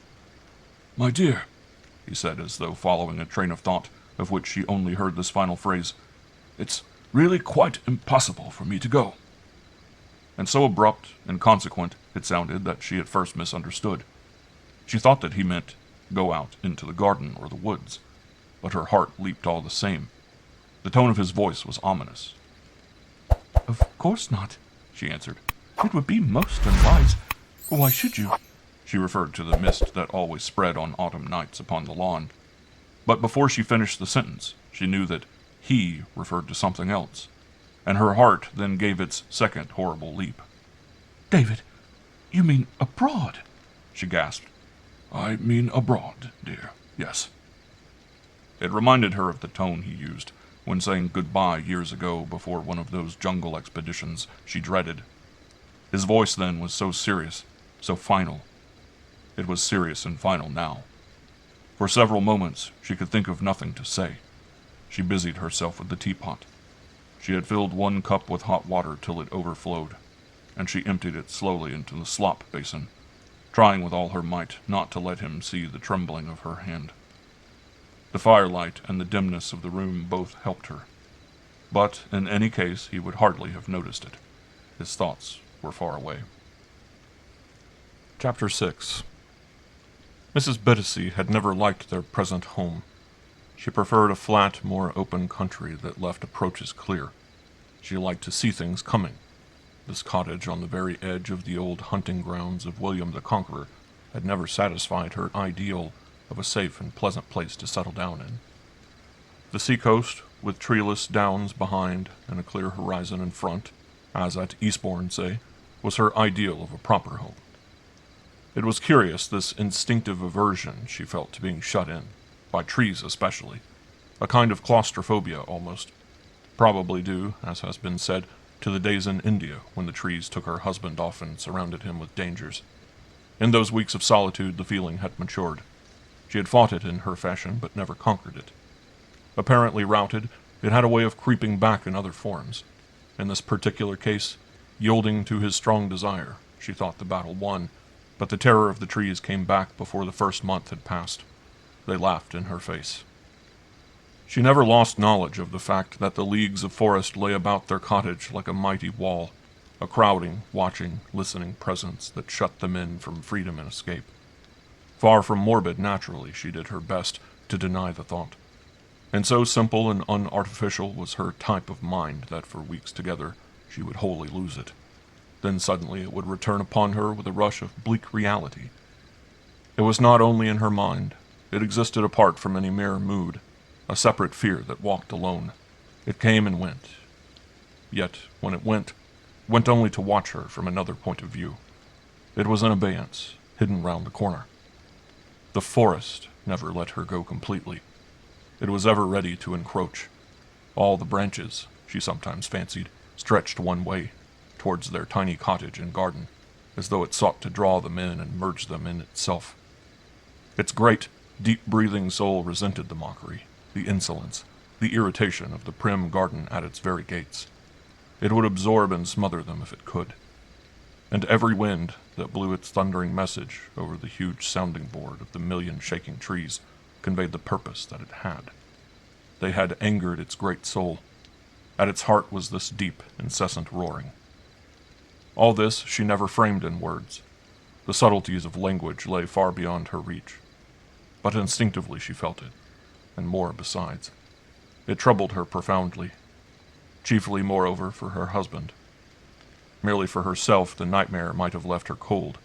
It was David's peculiar interest in the trees that gave the special invitation. Jealousy, then, in its most subtle aspect, came to strengthen this aversion and dislike, for it came in a form that no reasonable wife could possibly object to. Her husband's passion, she reflected, was natural and inborn. It had decided his vocation, fed his ambition, nourished his dreams, desires, hopes. All his best years of active life had been spent in the care and guardianship of trees. He knew them, understood their secret life and nature, managed them intuitively as other men managed dogs and horses. He could not live for long away from them without a strange, acute nostalgia that stole his peace of mind and, consequently, his strength of body. A forest made him happy and at peace. It nursed and fed and soothed his deepest moods. Trees influenced the sources of his life, lowered or raised the very heartbeat in him. Cut off from them, he languished as a lover of the sea can droop inland, or a mountaineer may pine in the flat monotony of the plains.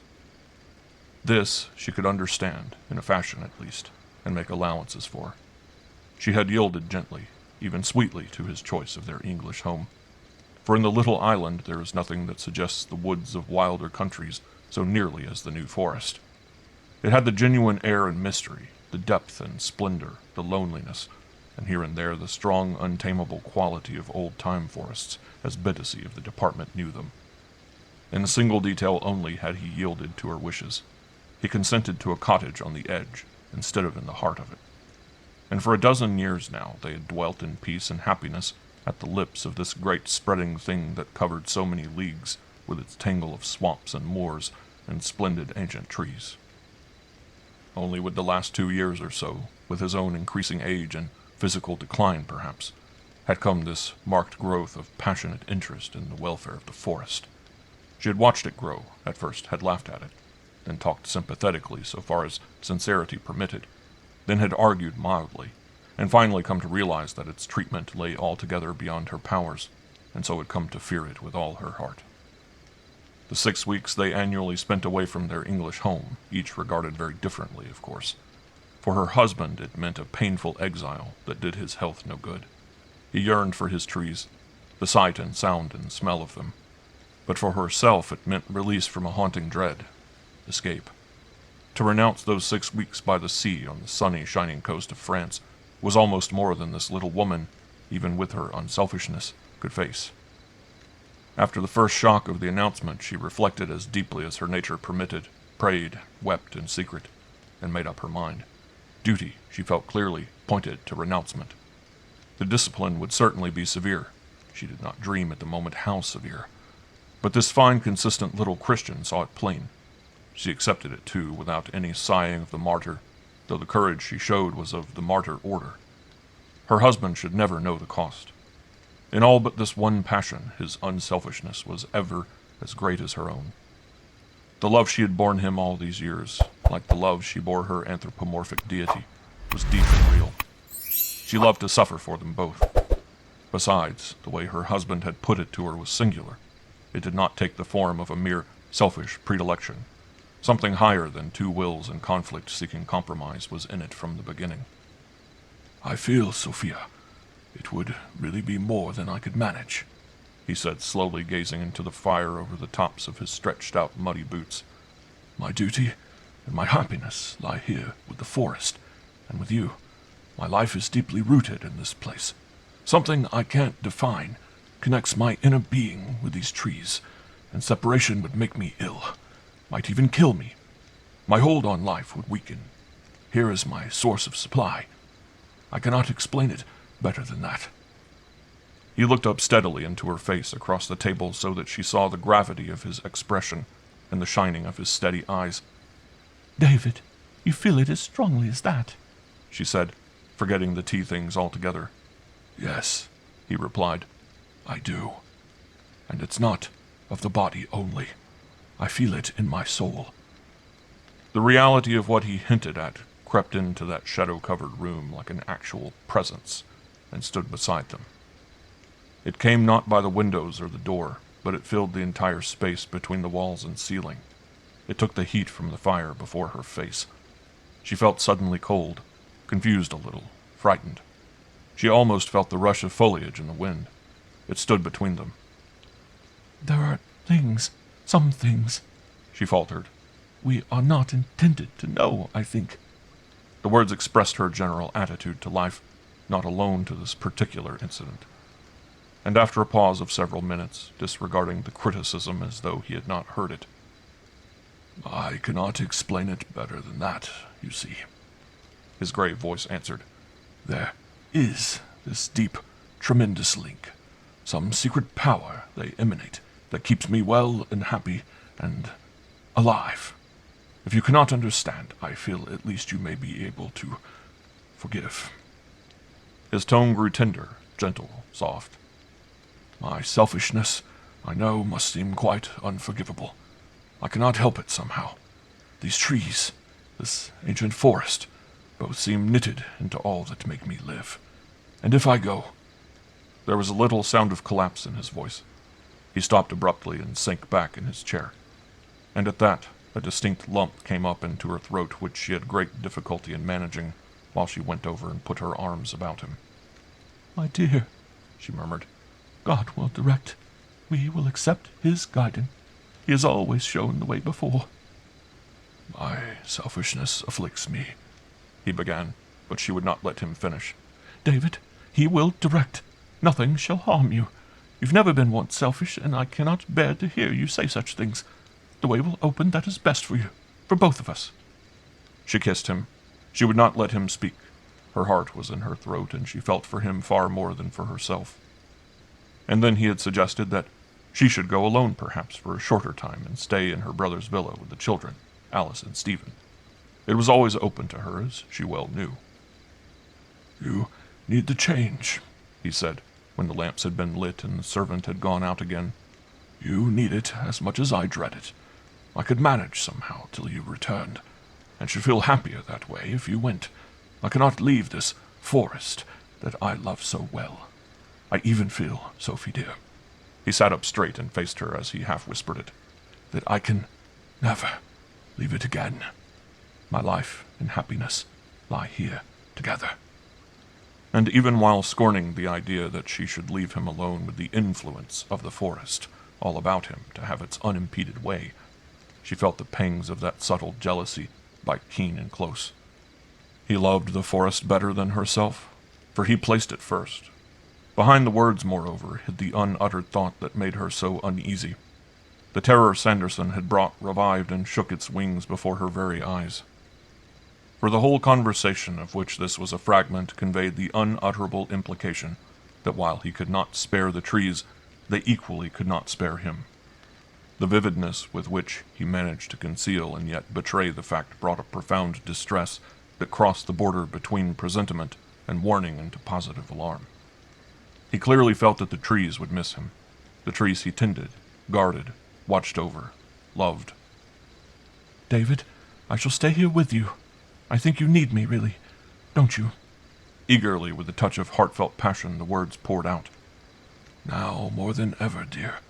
God bless you for your sweet unselfishness, and your sacrifice," he added, "is all the greater because you cannot understand the thing that makes it necessary for me to stay." "Perhaps in the spring instead," she said, with a tremor in the voice. "In the spring, perhaps," he answered gently, almost beneath his breath, "for they will not need me then. All the world can love them in the spring. It's in the winter that they're lonely and neglected. I wish to stay with them particularly then. I even feel I ought to, and I must." And in this way, without further speech, the decision was made. Mrs. Bittacy at least asked no more questions. Yet she could not bring herself to show more sympathy than was necessary. She felt for one thing that if she did, it might lead him to speak freely, and to tell her things she could not possibly bear to know. And she dared not take the risk of that. The Man Whom the Trees Loved, Part 3. This was at the end of summer, but the autumn followed close. The conversation really marked the threshold between the two seasons, and marked at the same time the line between her husband's negative and aggressive state. She almost felt she had done wrong to yield. He grew so bold, concealment all disregarded. He went, that is, quite openly to the woods, forgetting all his duties, all his former occupations. He even sought to coax her to go with him. The hidden thing blazed out without disguise, and while she trembled at his energy, she admired the virile passion he displayed. Her jealousy had long ago retired before her fear, accepting the second place. Her one desire now was to protect the wife-turned-holy mother. He said so little, but he hated to come in. From morning to night he wandered in the forest. Often he went out after dinner. His mind was charged with trees, their foliage, growth, development, their wonder, beauty, strength, their loneliness and isolation, their power in a herded mass. He knew the effect of every wind upon them, the danger from the boisterous north, the glory from the west, the eastern dryness, and the soft moist tenderness that a south wind left upon their thinning boughs.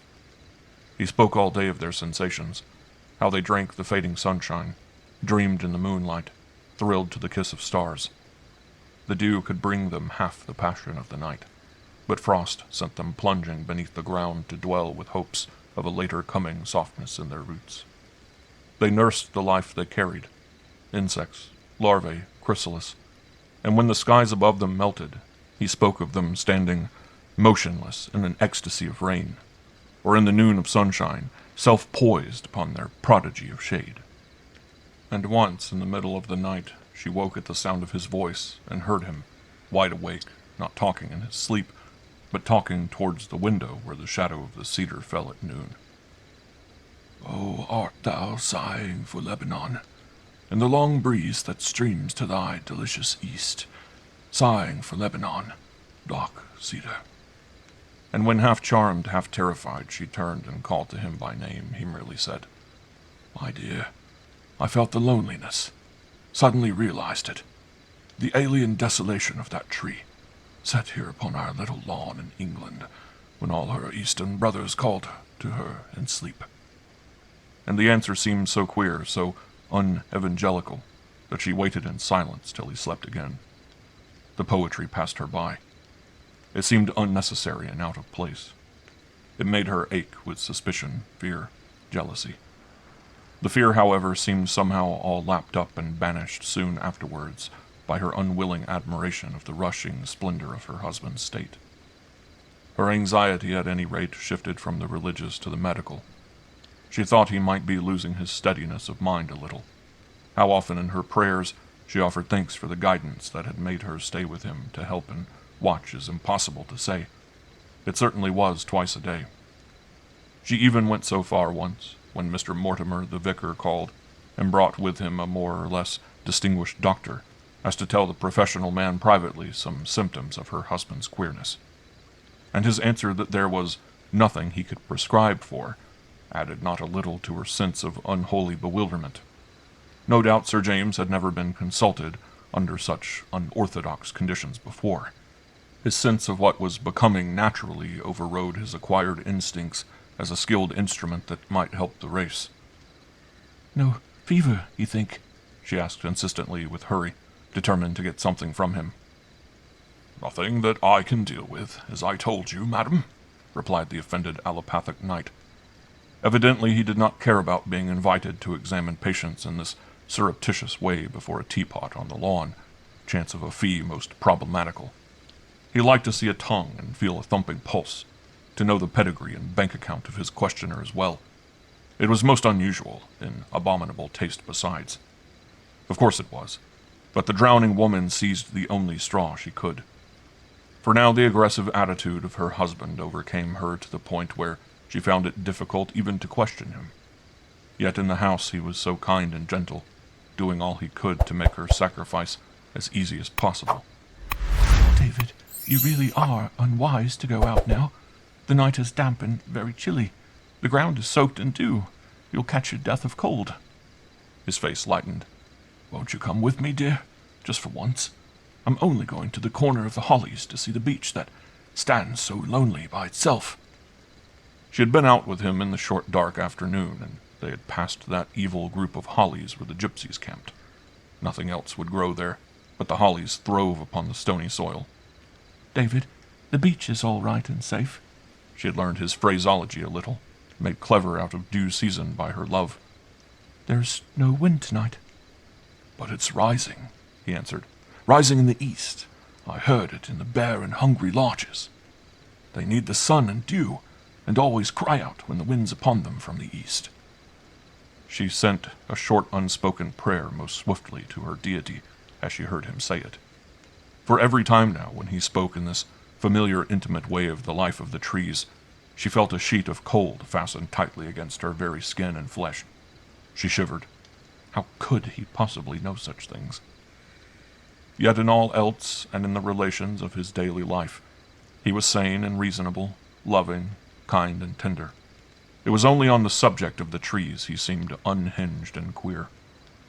Most curiously it seemed that, since the collapse of the cedar they both loved, though in different fashion his departure from the normal had increased. Why else did he watch them as a man might watch a sickly child? Why did he linger especially in the dusk, to catch their mood of night, as he called it. Why think so carefully upon them when the frost was threatening or the wind appeared to rise?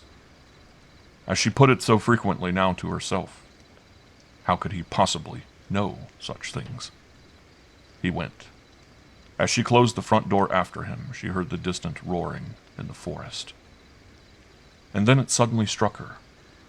How could she know them too? It dropped upon her like a blow that she felt at once all over, upon body, heart, and mind. The discovery rushed out from its ambush to overwhelm. The truth of it, making all arguing futile, numbed her faculties.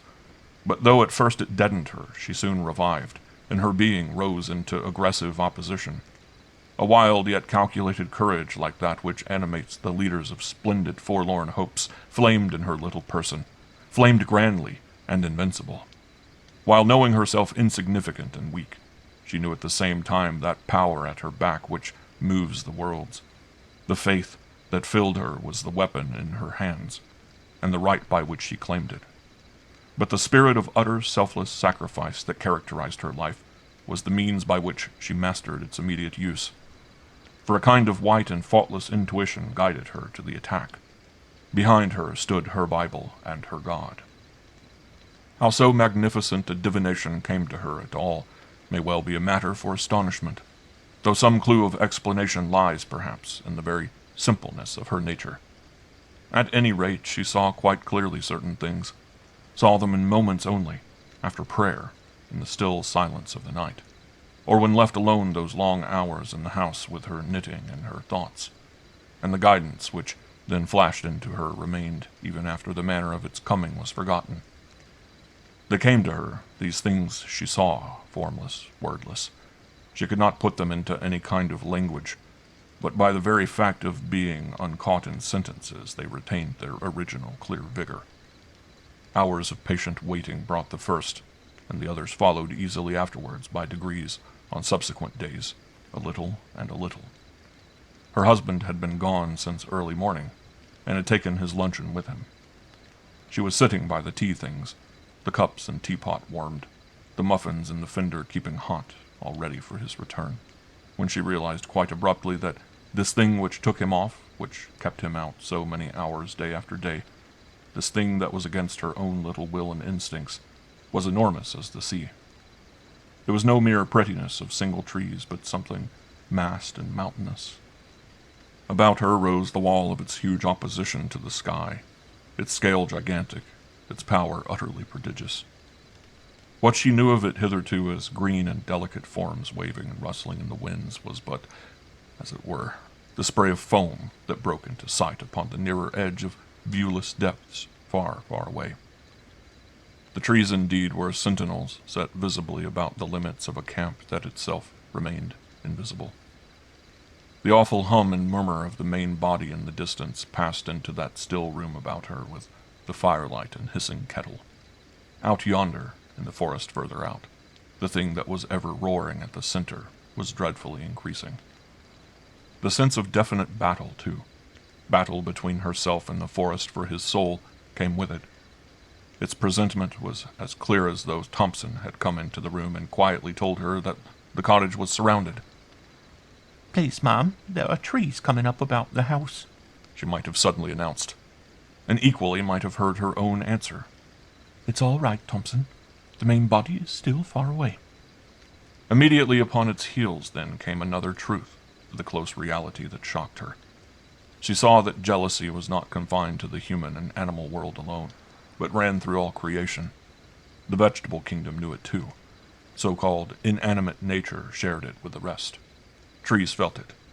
This forest, just beyond the window, standing there in the silence of the autumn evening across the little lawn, this forest understood it equally. The remorseless, branching power that sought to keep exclusively for itself the thing it loved and needed, spread like a running desire through all its million leaves and stems and roots. In humans, of course, it was consciously directed. In animals, it acted with frank instinctiveness. But in trees, this jealousy rose in some blind tide of impersonal and unconscious wrath that would sweep opposition from its path as the wind sweeps powdered snow from the surface of the ice. Their number was a host with endless reinforcements, and once it realized its passion was returned, the power increased. Her husband loved the trees. They'd become aware of it. They would take him from her in the end. Then, while she heard his footsteps in the hall and the closing of the front door, she saw a third thing clearly, realized the widening of the gap between herself and him. This other love had made it. All these weeks of the summer when she felt so close to him, now especially when she had made the biggest sacrifice of her life to stay by his side and help him, he had been slowly, surely, drawing away. The estrangement was here and now, a fact accomplished. It had been all this time maturing. There yawned this broad, deep space between them. Across the empty distance, she saw the change in merciless perspective. It revealed his face and figure, dearly loved, once fondly worshipped, far on the other side in shadowy distance, small, the back turned from her, and moving while she watched, moving away from her. They had their tea in silence then. She asked no questions, he volunteered no information of his day. The heart was big within her, and the terrible loneliness of age spread through her like a rising icy mist. She watched him, filling all his wants. His hair was untidy and his boots were caked with blackish mud. He moved with a restless swaying motion that somehow blanched her cheek and sent a miserable shivering down her back. It reminded her of the trees. His eyes were very bright. He brought in with him an odor of the earth and forest that seemed to choke her and make it difficult to breathe, and what she noticed with a climax of almost uncontrollable alarm, upon his face beneath the lamplight shone traces of a mild, faint glory that made her think of moonlight falling upon a wood through speckled shadows. It was his newfound happiness that shone there, a happiness uncaused by her, and in which she had no part. In his coat was a spray of faded yellow beech leaves. "I brought this from the forest for you," he said, with all the air that belonged to his little acts of devotion long ago. And she took the spray of leaves mechanically with a smile and murmured, "Thank you, dear," as though he had unknowingly put into her hands the weapon for her own destruction, and she had accepted it. And when the tea was over, and he left the room, he did not go to his study or to change his clothes. She heard the front door softly shut behind him as he again went out towards the forest. A moment later she was in her room upstairs, kneeling beside the bed, the side he slept on, and praying wildly through a flood of tears that God would save and keep him to her. Wind brushed the window panes behind her while she knelt. Chapter 8. One sunny November morning, when the strain had reached a pitch that made repression almost unmanageable, she came to an impulsive decision and obeyed it. Her husband had again gone out with luncheon for the day. She took adventure in her hands and followed him. The power of seeing clear was strong upon her, forcing her up to some unnatural level of understanding. To stay indoors and wait inactive for his return seemed suddenly impossible. She meant to know what he knew, feel what he felt, put herself in his place. She would dare the fascination of the forest, share it with him. It was greatly daring, but it would give her greater understanding how to help and save him, and therefore greater power. She went upstairs a moment first to pray. In a thick warm skirt and wearing heavy boots, those walking boots she used with him upon the mountains about Silion, she left the cottage by the back way and turned towards the forest.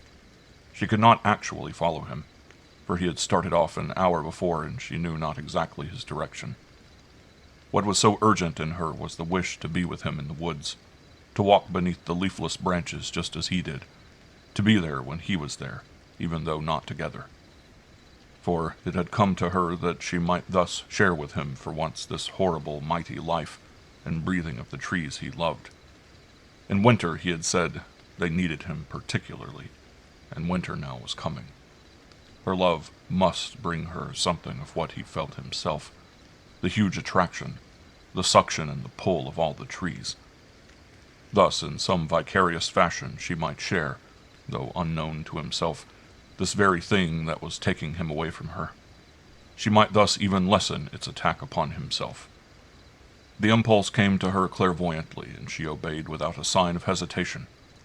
Deeper comprehension would come to her of the whole awful puzzle, and come it did, yet not in the way she imagined and expected. The air was very still, the sky a cold, pale blue, but cloudless. The entire forest stood silent, at attention. It knew perfectly well that she had come. It knew the moment when she entered, watched and followed her, and behind her something dropped without a sound and shut her in. Her feet upon the glades of mossy grass fell silently, as the oaks and beeches shifted past in rows and took up their positions at her back. It was not pleasant, this way they grew so dense behind her the instant she had passed.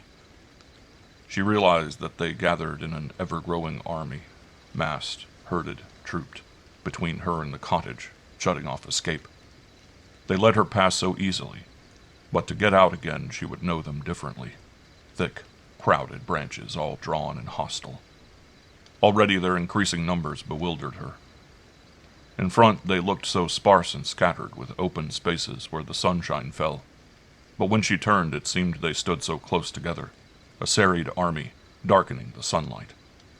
They blocked the day, collected all the shadows, stood with their leafless and forbidding rampart like the night. They swallowed down into themselves the very glade by which she came. For when she glanced behind her, rarely, the way she had come was shadowy and lost. Yet the morning sparkled overhead, and a glare of excitement ran quivering through the entire day. It was what she always knew as children's weather, so clear and harmless, without a sign of danger, nothing ominous to threaten or alarm. Steadfast in her purpose, looking back as little as she dared, Sophia Bittacy marched slowly and deliberately into the heart of the silent woods, deeper, ever deeper. And then abruptly, in an open space where the sunshine fell unhindered, she stopped. It was one of the breathing places of the forest.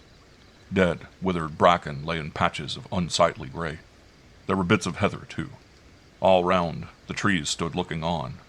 Oak, beech, holly, ash, pine, larch, with here and there small groups of juniper. On the lips of this breathing space of the woods, she stopped to rest, disobeying her instinct for the first time. For the other instinct in her was to go on. She did not really want to rest. This was the little act that brought it to her, the wireless message from a vast emitter. "I've been stopped," she thought to herself with a horrid qualm. She looked about her in this quiet, ancient place. Nothing stirred. There was no life nor sign of life. No birds sang. No rabbits scuttled off at her approach. The stillness was bewildering, and gravity hung down upon it like a heavy curtain. It hushed the heart in her. Could this be part of what her husband felt? This sense of thick entanglement with stems, boughs, roots, and foliage?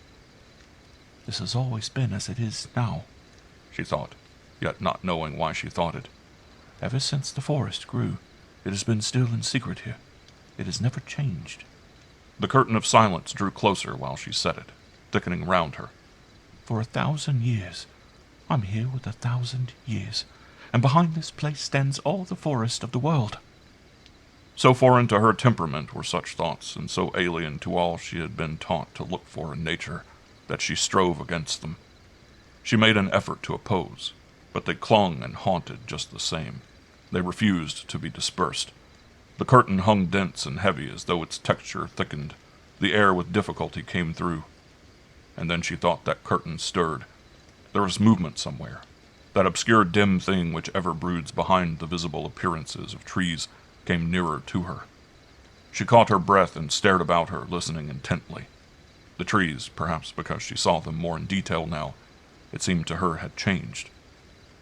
A vague, faint alteration spread over them. At first so slightly she scarcely would admit it, then growing steadily, though still obscurely, outwards. "They tremble and are changed," flashed through her mind the horrid line that Sanderson had quoted. Yet the change was graceful for all the uncouthness attendant upon the size of so vast a movement. They had turned in her direction. That was it. They saw her. In this way the change expressed itself in her groping, terrified thought. Till now it had been otherwise. She had looked at them from her own point of view. Now they looked at her from theirs. They stared her in the face and eyes. They stared at her all over. In some unkind, resentful, hostile way they watched her. Hitherto in life she had watched them variously in superficial ways, reading into them what her own mind suggested. Now they read into her the things they actually were, and not merely another's interpretation of them. They seemed in their motionless silence, their instinct with life, a life, moreover, that breathed about her a species of terrible soft enchantment that bewitched. It branched all through her, climbing to the brain. The forest held her with its huge and giant fascination. In this secluded breathing spot that the centuries had left untouched, she had stepped close against the hidden pulse of the whole collective mass of them. They were aware of her and had turned to gaze with their myriad, vast sight upon the intruder. They shouted at her in the silence, for she wanted to look back at them, but it was like staring at a crowd, and her glance merely shifted from one tree to another, hurriedly finding in none the one she sought. They saw her so easily, each and all. The rows that stood behind her also stared, but she could not return the gaze. Her husband, she realized, could, and their steady stare shocked her as though in some sense she knew that she was naked. They saw so much of her. She saw of them so little.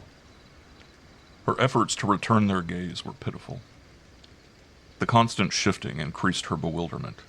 Conscious of this awful and enormous sight all over her, she let her eyes first rest upon the ground, and then she closed them altogether. She kept the lids as tight together as ever they would go. But the sight of the trees came even into that inner darkness behind the fastened lids, for there was no escaping it. Outside in the light, she still knew that the leaves of the hollies glittered smoothly, that the dead foliage of the oaks hung crisp in the air above her, that the needles of the little junipers were pointing all one way.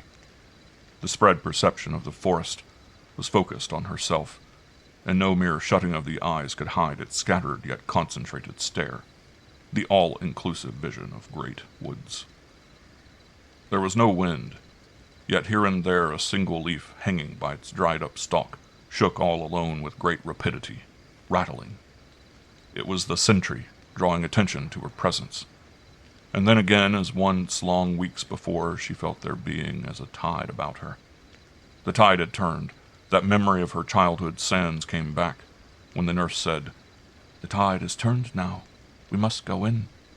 And she saw the mass of piled-up waters, green and heaped to the horizon, and realized that it was slowly coming in. The gigantic mass of it, too vast for hurry, loaded with massive purpose, she used to feel, was moving towards herself.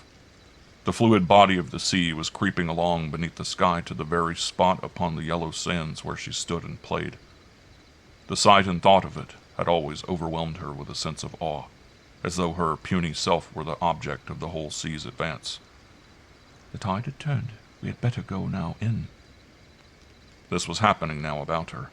The same thing was happening in the woods, slow, sure, and steady, and its motion as little discernible as the sea's. The tide had turned.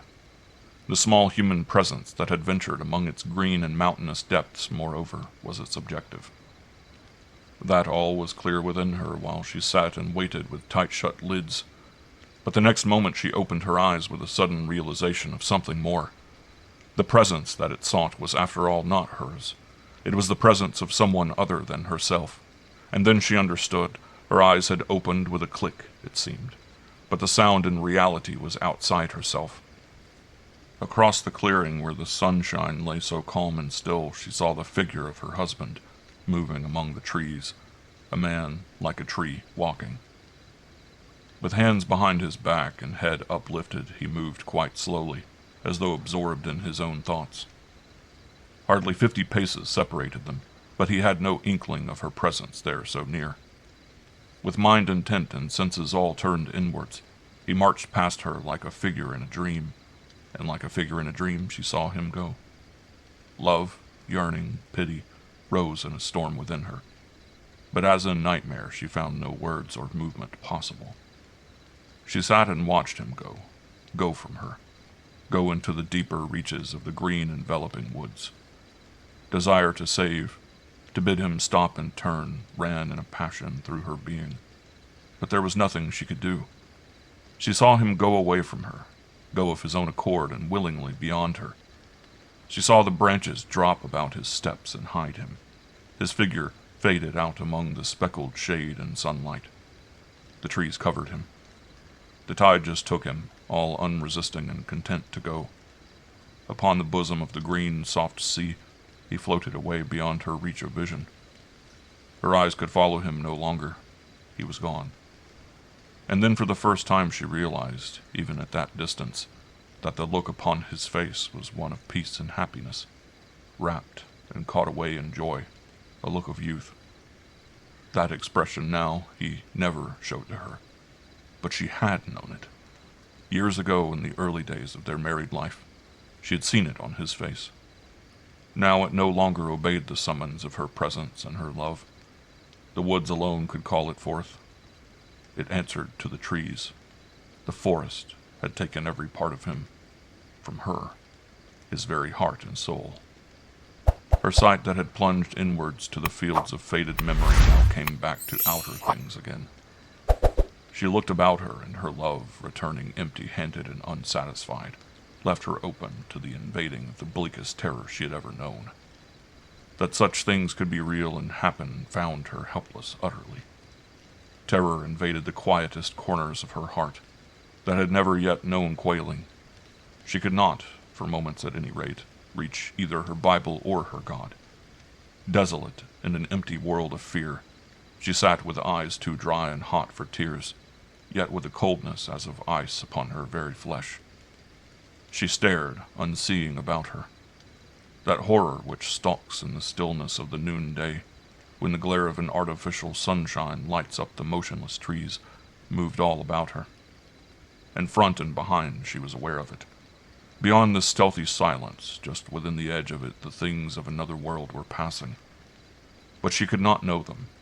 Her husband knew them, knew their beauty and their awe, yes, but for her they were out of reach. She might not share with him the very least of them. It seemed that behind and through the glare of this wintry noonday in the heart of the woods there brooded another universe of life and passion, for her all unexpressed. The silence veiled it, the stillness hid it, but he moved with it all and understood. His love interpreted it. She rose to her feet, tottered feebly, and collapsed again upon the moss. Yet for herself she felt no terror. No little personal fear could touch her, whose anguish and deep longing streamed all out to him whom she so bravely loved. In this time of utter self-forgetfulness, when she realized that the battle was hopeless, thinking she had lost even her God, she found him again quite close beside her, like a little presence in this terrible heart of the hostile forest. But at first she did not recognize that he was there. She did not know him in that strangely unacceptable guise. For he stood so very close, so very intimate, so very sweet and comforting, and yet so hard to understand, as resignation. Once more she struggled to her feet, and this time turned successfully, and slowly made her way along the mossy glade by which she came. And at first she marveled, though only for a moment, at the ease with which she found the path. For a moment only, because almost at once she saw the truth. The trees were glad that she should go. They helped her on her way. The forest did not want her. The tide was coming in indeed, yet not for her. And so, in another of those flashes of clear vision that of late had lifted life above the normal level, she saw and understood the whole terrible thing complete. Till now, though unexpressed in thought or language, her fear had been that the woods her husband loved would somehow take him from her, to merge his life in theirs, even to kill him in some mysterious way. This time she saw her deep mistake, and so seeing, let in upon herself the fuller agony of horror. For their jealousy was not the petty jealousy of animals or humans. They wanted him because they loved him, but they did not want him dead. Fully charged with his splendid life and enthusiasm, they wanted him. They wanted him alive. It was she who stood in their way, and it was she whom they intended to remove. This was what brought the sense of abject helplessness. She stood upon the sands against an entire ocean slowly rolling in against her. For as all the forces of a human being combine unconsciously to eject a grain of sand that has crept beneath the skin to cause discomfort, so the entire mass of what Sanderson had called the collective consciousness of the forest strove to eject this human atom that stood across the path of its desire. Loving her husband, she had crept beneath its skin. It was her they would eject and take away. It was her they would destroy, not him. Him whom they loved and needed, they would keep alive. They meant to take him living. She reached the house in safety, though she never remembered how she found her way. It was made all simple for her. The branches almost urged her out. But behind her, as she left the shadowed precincts, she felt as though some towering angel of the woods let fall across the threshold the flaming sword of a countless multitude of leaves that formed behind her a barrier, green, shimmering, and impassable. Into the forest she never walked again, and she went about her daily duties with a calm and quietness that was a perpetual astonishment even to herself, for it hardly seemed of this world at all. She talked to her husband when he came in for tea after dark. Resignation brings a curious large courage when there is nothing more to lose. The soul takes risks and dares. Is it a curious shortcut sometimes to the heights? David, I went into the forest too this morning. Soon after you, I went. I saw you there. Wasn't it wonderful? He answered simply, inclining his head a little. There was no surprise or annoyance in his look, a mild and gentle ennui, rather. He asked no real question. She thought of some garden tree the wind attacks too suddenly, bending it over when it does not want to bend, the mild unwillingness with which it yields.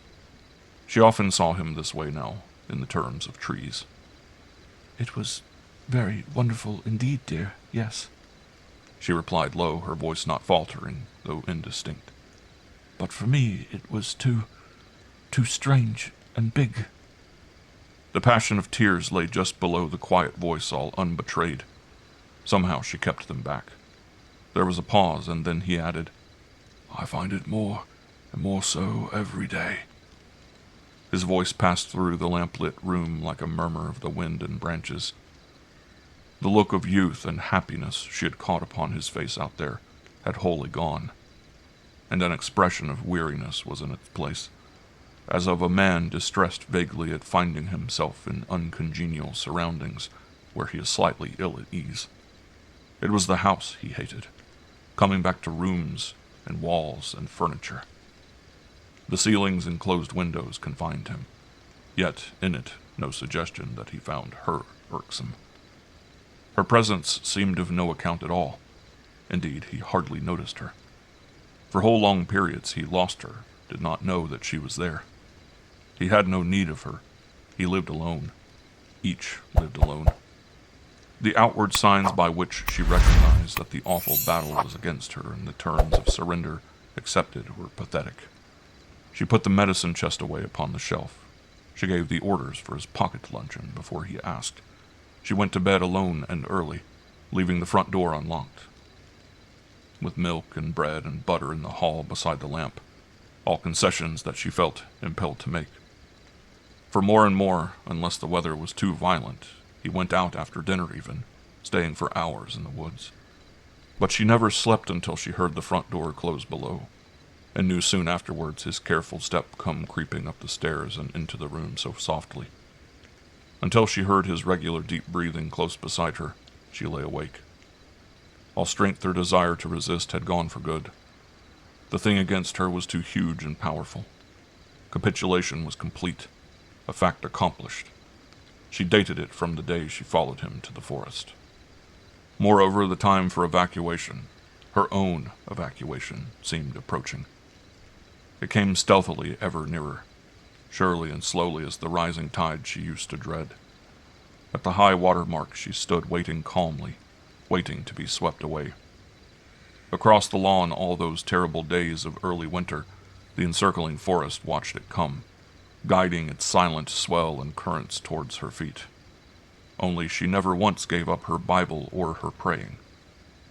This complete resignation, moreover, had somehow brought to her a strange great understanding, and if she could not share her husband's horrible abandonment to powers outside himself, she could, and did in some half-groping way, grasp at shadowy meanings that might make such abandonment possible, yes, but more than merely possible, in some extraordinary sense not evil. Hitherto she had divided the beyond world into two sharp halves, spirits good or spirits evil. But thoughts came to her now, on soft and very tentative feet, like the footsteps of the gods which are on wool, that besides these definite classes there might be other powers as well, belonging definitely to neither one nor other. Her thoughts stopped dead at that. But the big idea found lodgment in her little mind, and, owing to the largeness of her heart, remained there unejected. It even brought a certain solace with it. The failure, or unwillingness, as she preferred to state it, of her God to interfere and help, that also she came in a measure to understand. For here she found it more and more possible to imagine was perhaps no positive evil at work, but only something that usually stands away from humankind, something alien and not commonly recognized. There was a gulf fixed between the two, and Mr. Sanderson had bridged it, by his talk, his explanations, his attitude of mind. Through these her husband had found the way into it. His temperament and natural passion for the woods had prepared the soul in him, and the moment he saw the way to go, he took it, the line of least resistance. Life was, of course, open to all, and her husband had the right to choose it where he would. He had chosen it, away from her, away from other men, but not necessarily away from God. This was an enormous concession that she skirted, never really faced. It was too revolutionary to face. But its possibility peeped into her bewildered mind.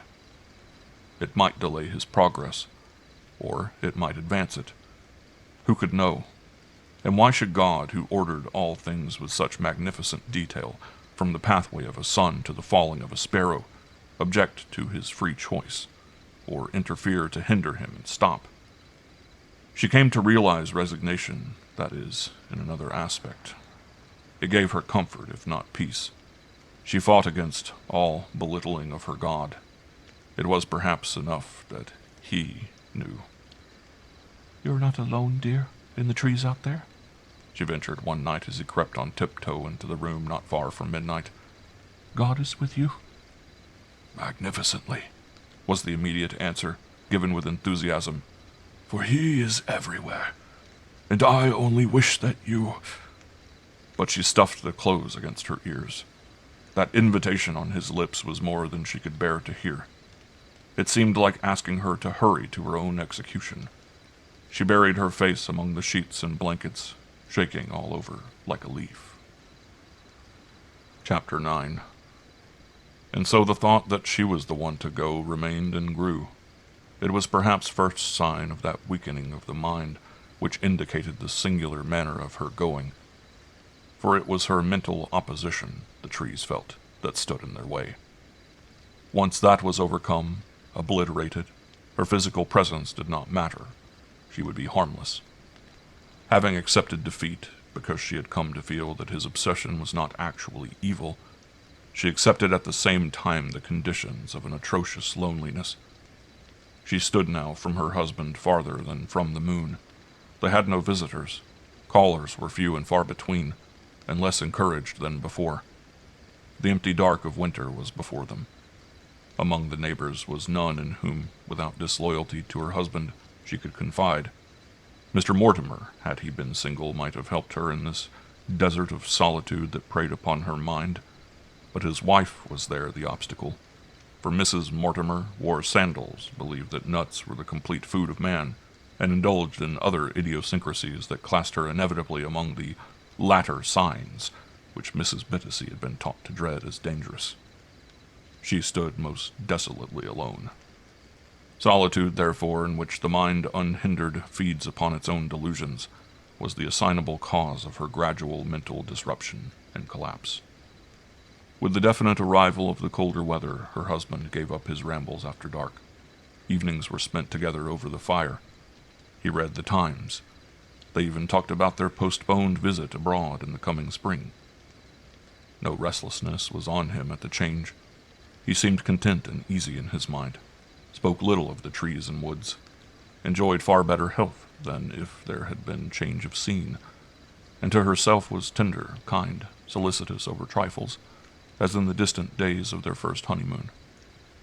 But this deep calm could not deceive her.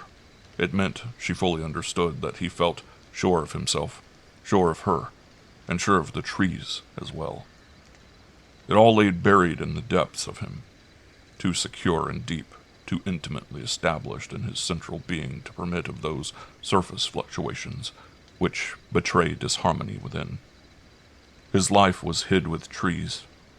Even the fever, so dreaded in the damp of winter, left him free. She now knew why. The fever was due to their efforts to obtain him, his efforts to respond and go. Physical results of a fierce unrest he had never understood till Sanderson came with his wicked explanations. Now it was otherwise. The bridge was made, and he had gone. And she, brave, loyal, and consistent soul, found herself utterly alone, even trying to make his passage easy. It seemed that she stood at the bottom of some huge ravine that opened in her mind, the walls whereof instead of rock were trees that reached enormous to the sky, engulfing her. God alone knew that she was there. He watched, permitted, even perhaps approved. At any rate, he knew. During those quiet evenings in the house, moreover, while they sat over the fire listening to the roaming winds about the house, her husband knew continual access to the world his alien love had furnished for him. Never for a single instant was he cut off from it. She gazed at the newspaper spread before his face and knees, saw the smoke of his cheroot curl up above the edge, noticed the little hole in his evening socks, and listened to the paragraphs he read aloud as of old. But this was all a veil he spread about himself of purpose. Behind it, he escaped. It was the conjurer's trick to divert the sight to unimportant details, while the essential thing went forward unobserved. He managed wonderfully. She loved him for the pains he took to spare her distress, but all the while she knew that the body lolling in that armchair before her eyes contained the merest fragment of his actual self. It was little better than a corpse. It was an empty shell. The essential soul of him was out yonder with the forest, farther out near that ever-roaring heart of it. And, with the dark, the forest came up boldly and pressed against the very walls and windows, peering in upon them, joining hands above the slates and chimneys. The winds were always walking on the lawn and gravel paths. Steps came and went and came again. Someone seemed always talking in the woods. Someone was in the building, too. She passed them on the stairs or running soft and muffled, very large and gentle down the passages and landings after dusk, as though loose fragments of the day had broken off and stayed there caught among the shadows, trying to get out. They blundered silently all about the house. They waited till she passed, then made a run for it, and her husband always knew. She saw him more than once deliberately avoid them, because she was there. More than once, too, she saw him stand and listen when he thought she was not near, then heard herself the long bounding stride of their approach across the silent garden. Already he had heard them in the windy distance of the night, far, far away. They sped, she well knew, along that glade of mossy turf by which she last came out. It cushioned their tread exactly as it had cushioned her own. It seemed to her the trees were always in the house with him, and in their very bedroom. He welcomed them, unaware that she also knew, and trembled. One night in their bedroom it caught her unawares. She woke out of deep sleep, and it came upon her before she could gather her forces for control. The day had been wildly boisterous, but now the wind had dropped, only its rags went fluttering through the night. The rays of the full moon fell in a shower between the branches. Overhead still raced the scud and rack, shaped like hurrying monsters. But below the earth was quiet. Still and dripping stood the hosts of trees. Their trunks gleamed wet and sparkling where the moon caught them. There was a strong smell of mold and fallen leaves. The air was sharp, heavy with odor. And she knew all this the instant that she woke, for it seemed to her that she had been elsewhere, following her husband as though she had been out. There was no dream at all, merely this definite, haunting certainty. It dived away, lost, buried in the night. She sat upright in bed. She had come back. The room shone pale in the moonlight reflected through the windows, for the blinds were up, and she saw her husband's form beside her, motionless in deep sleep. But what caught her unawares was the horrid thing that by this fact of sudden, unexpected waking she had surprised these other things in the room, beside the very bed, gathered close about him while he slept. It was their dreadful boldness, herself of no account as it were, that terrified her into screaming before she could collect her powers to prevent. She screamed before she realized what she did, a long, high shriek of terror that filled the room, yet made so little actual sound. For wet and shimmering presences stood grouped all round that bed. She saw their outline underneath the ceiling, the green spread bulk of them, their vague extension over walls and furniture. They shifted to and fro, massed yet translucent, mild yet thick, moving and turning within themselves to a hushed noise of multitudinous soft rustling. In their sound was something very sweet and winning that fell into her with a spell of horrible enchantment. They were so mild, each one alone, yet so terrific in their combination. Cold seized her. The sheets against her body turned to ice. She screamed a second time, though the sound hardly issued from her throat. The spell sank deeper, reaching to the heart, for it softened all the currents of her blood and took life from her in a stream towards themselves. Resistance in that moment seemed impossible.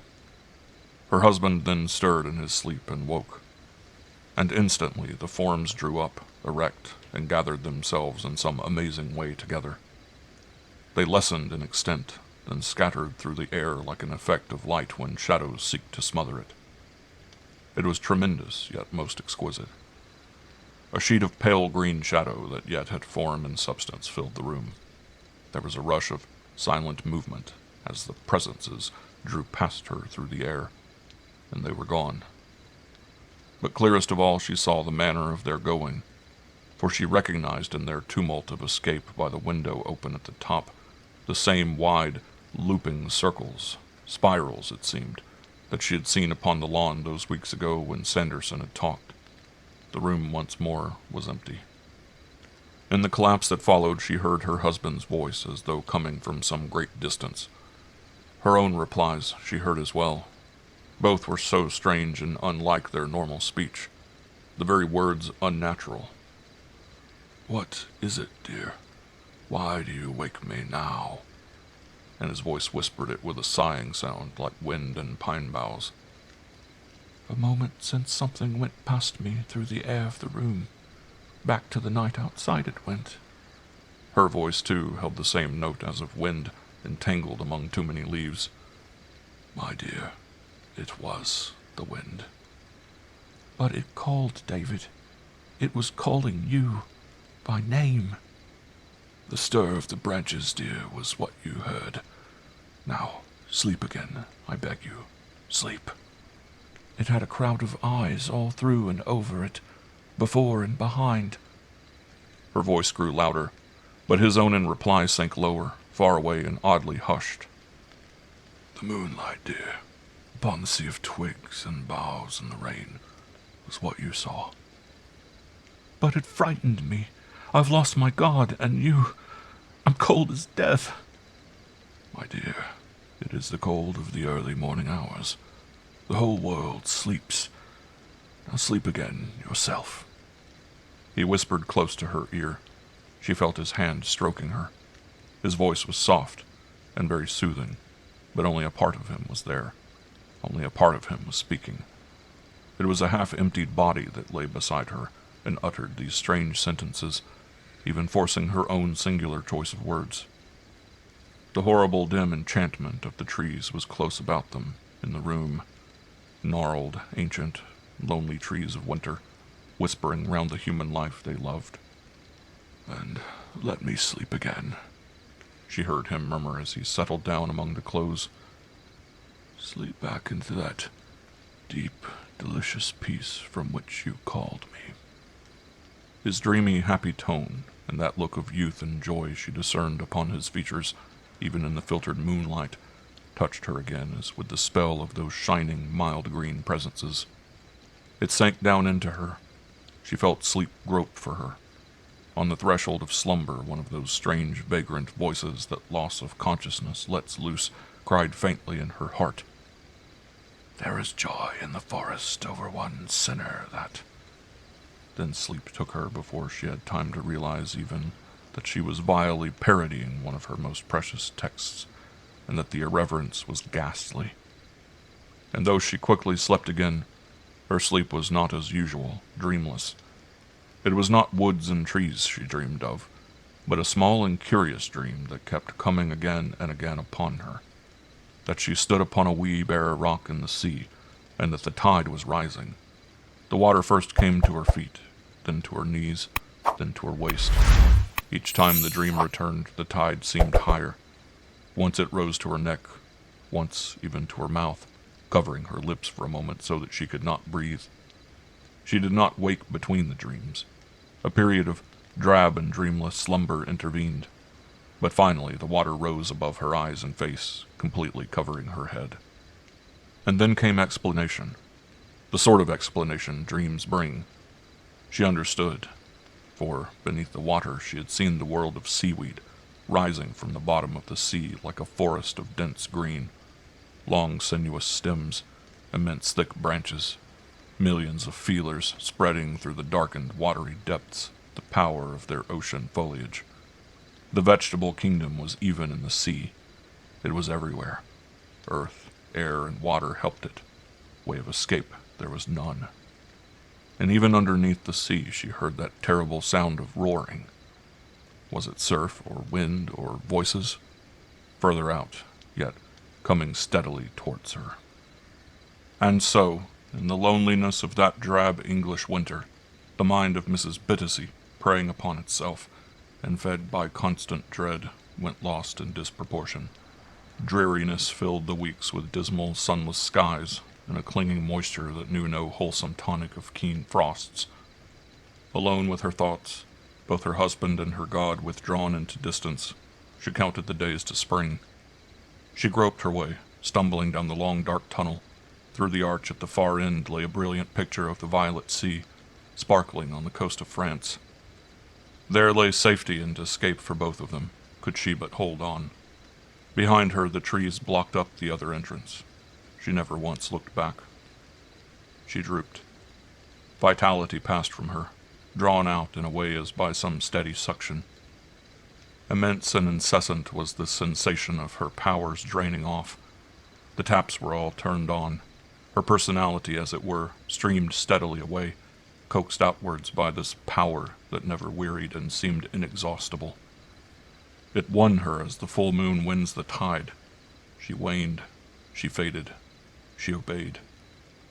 At first she watched the process and recognized exactly what was going on. Her physical life and that balance of the mind which depends on physical well-being were being slowly undermined. She saw that clearly. Only the soul, dwelling like a star apart from these, and independent of them, lay safe somewhere, with her distant God. That, she knew, tranquilly. The spiritual love that linked her to her husband was safe from all attack.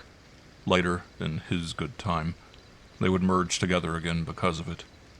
But meanwhile, all of her that had kinship with the earth was slowly going. The separation was being remorselessly accomplished. Every part of her the trees could touch was being steadily drained from her. She was being removed. After a time, however, even this power of realization went, so that she no longer watched the process, or knew exactly what was going on. The one satisfaction she had known, the feeling that it was sweet to suffer for his sake, went with it. She stood utterly alone with this terror of the trees, mid the ruins of her broken and disordered mind. She slept badly, woke in the morning with hot and tired eyes. Her head ached dully. She grew confused in thought and lost the clues of daily life in the most feeble fashion. At the same time, she lost sight, too, of that brilliant picture at the exit of the tunnel.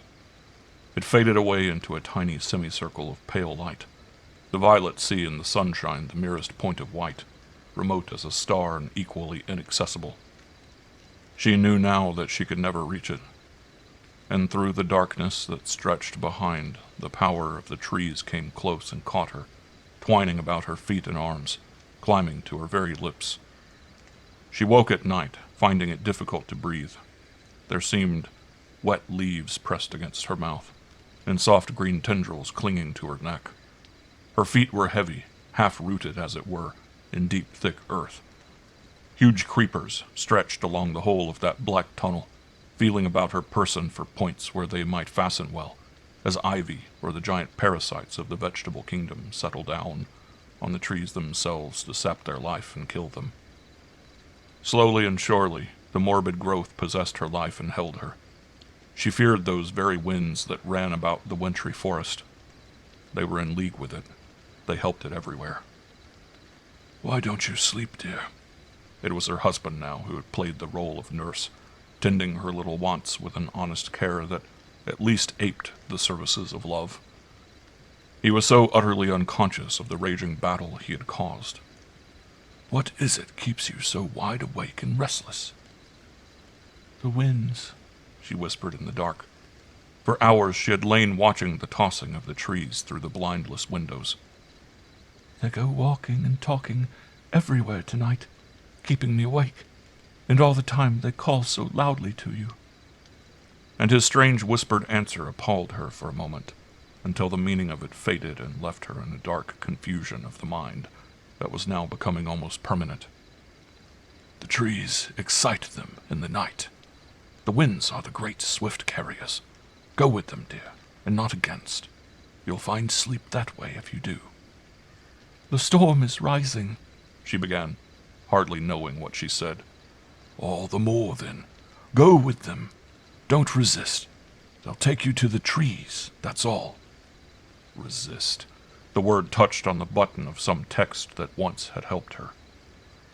"Resist the devil, and he will flee from you," she heard her whispered answer, and the same second had buried her face beneath the clothes in a flood of hysterical weeping. But her husband did not seem disturbed.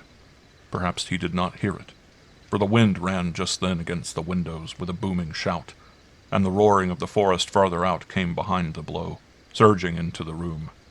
Perhaps, too, he was already asleep again. She slowly regained a sort of dull composure. Her face emerged from the tangle of sheets and blankets.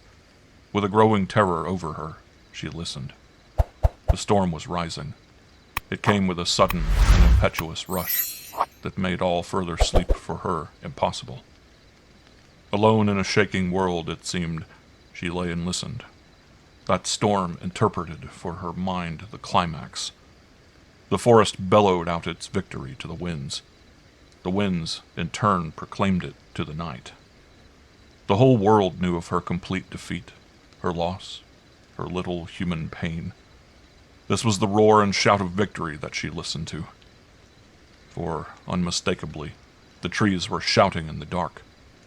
There were sounds, too, like the flapping of great sails, 1,000 at a time, and sometimes reports that resembled more than anything else the distant booming of enormous drums.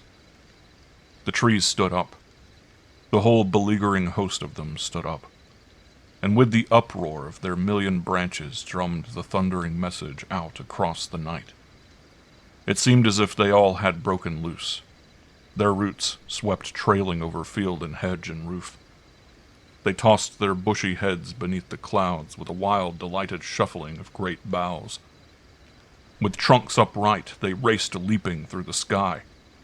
There was upheaval and adventure in the awful sound they made, and their cry was like the cry of a sea that has broken through its gates and poured loose upon the world. Through it all her husband slept peacefully as though he heard it not. It was, as she well knew, the sleep of the semi-dead. For he was out with all that clamoring turmoil. The part of him that she had lost was there. The form that slept so calmly at her side was but the shell, half emptied. And when the winter's morning stole upon the scene at length, with the pale, washed sunshine that followed the departing tempest, the first thing she saw as she crept to the window and looked out was the ruined cedar lying on the lawn. Only the gaunt and crippled trunk of it remained. The single giant bough that had been left to it lay dark upon the grass, sucked inways towards the forest by a great wind eddy. It lay there like a mass of driftwood from a wreck, left by the ebbing of a high springtide upon the sands, remnant of some friendly, splendid vessel that once had sheltered men. And in the distance, she heard the roaring of the forest further out. Her husband's voice was in it.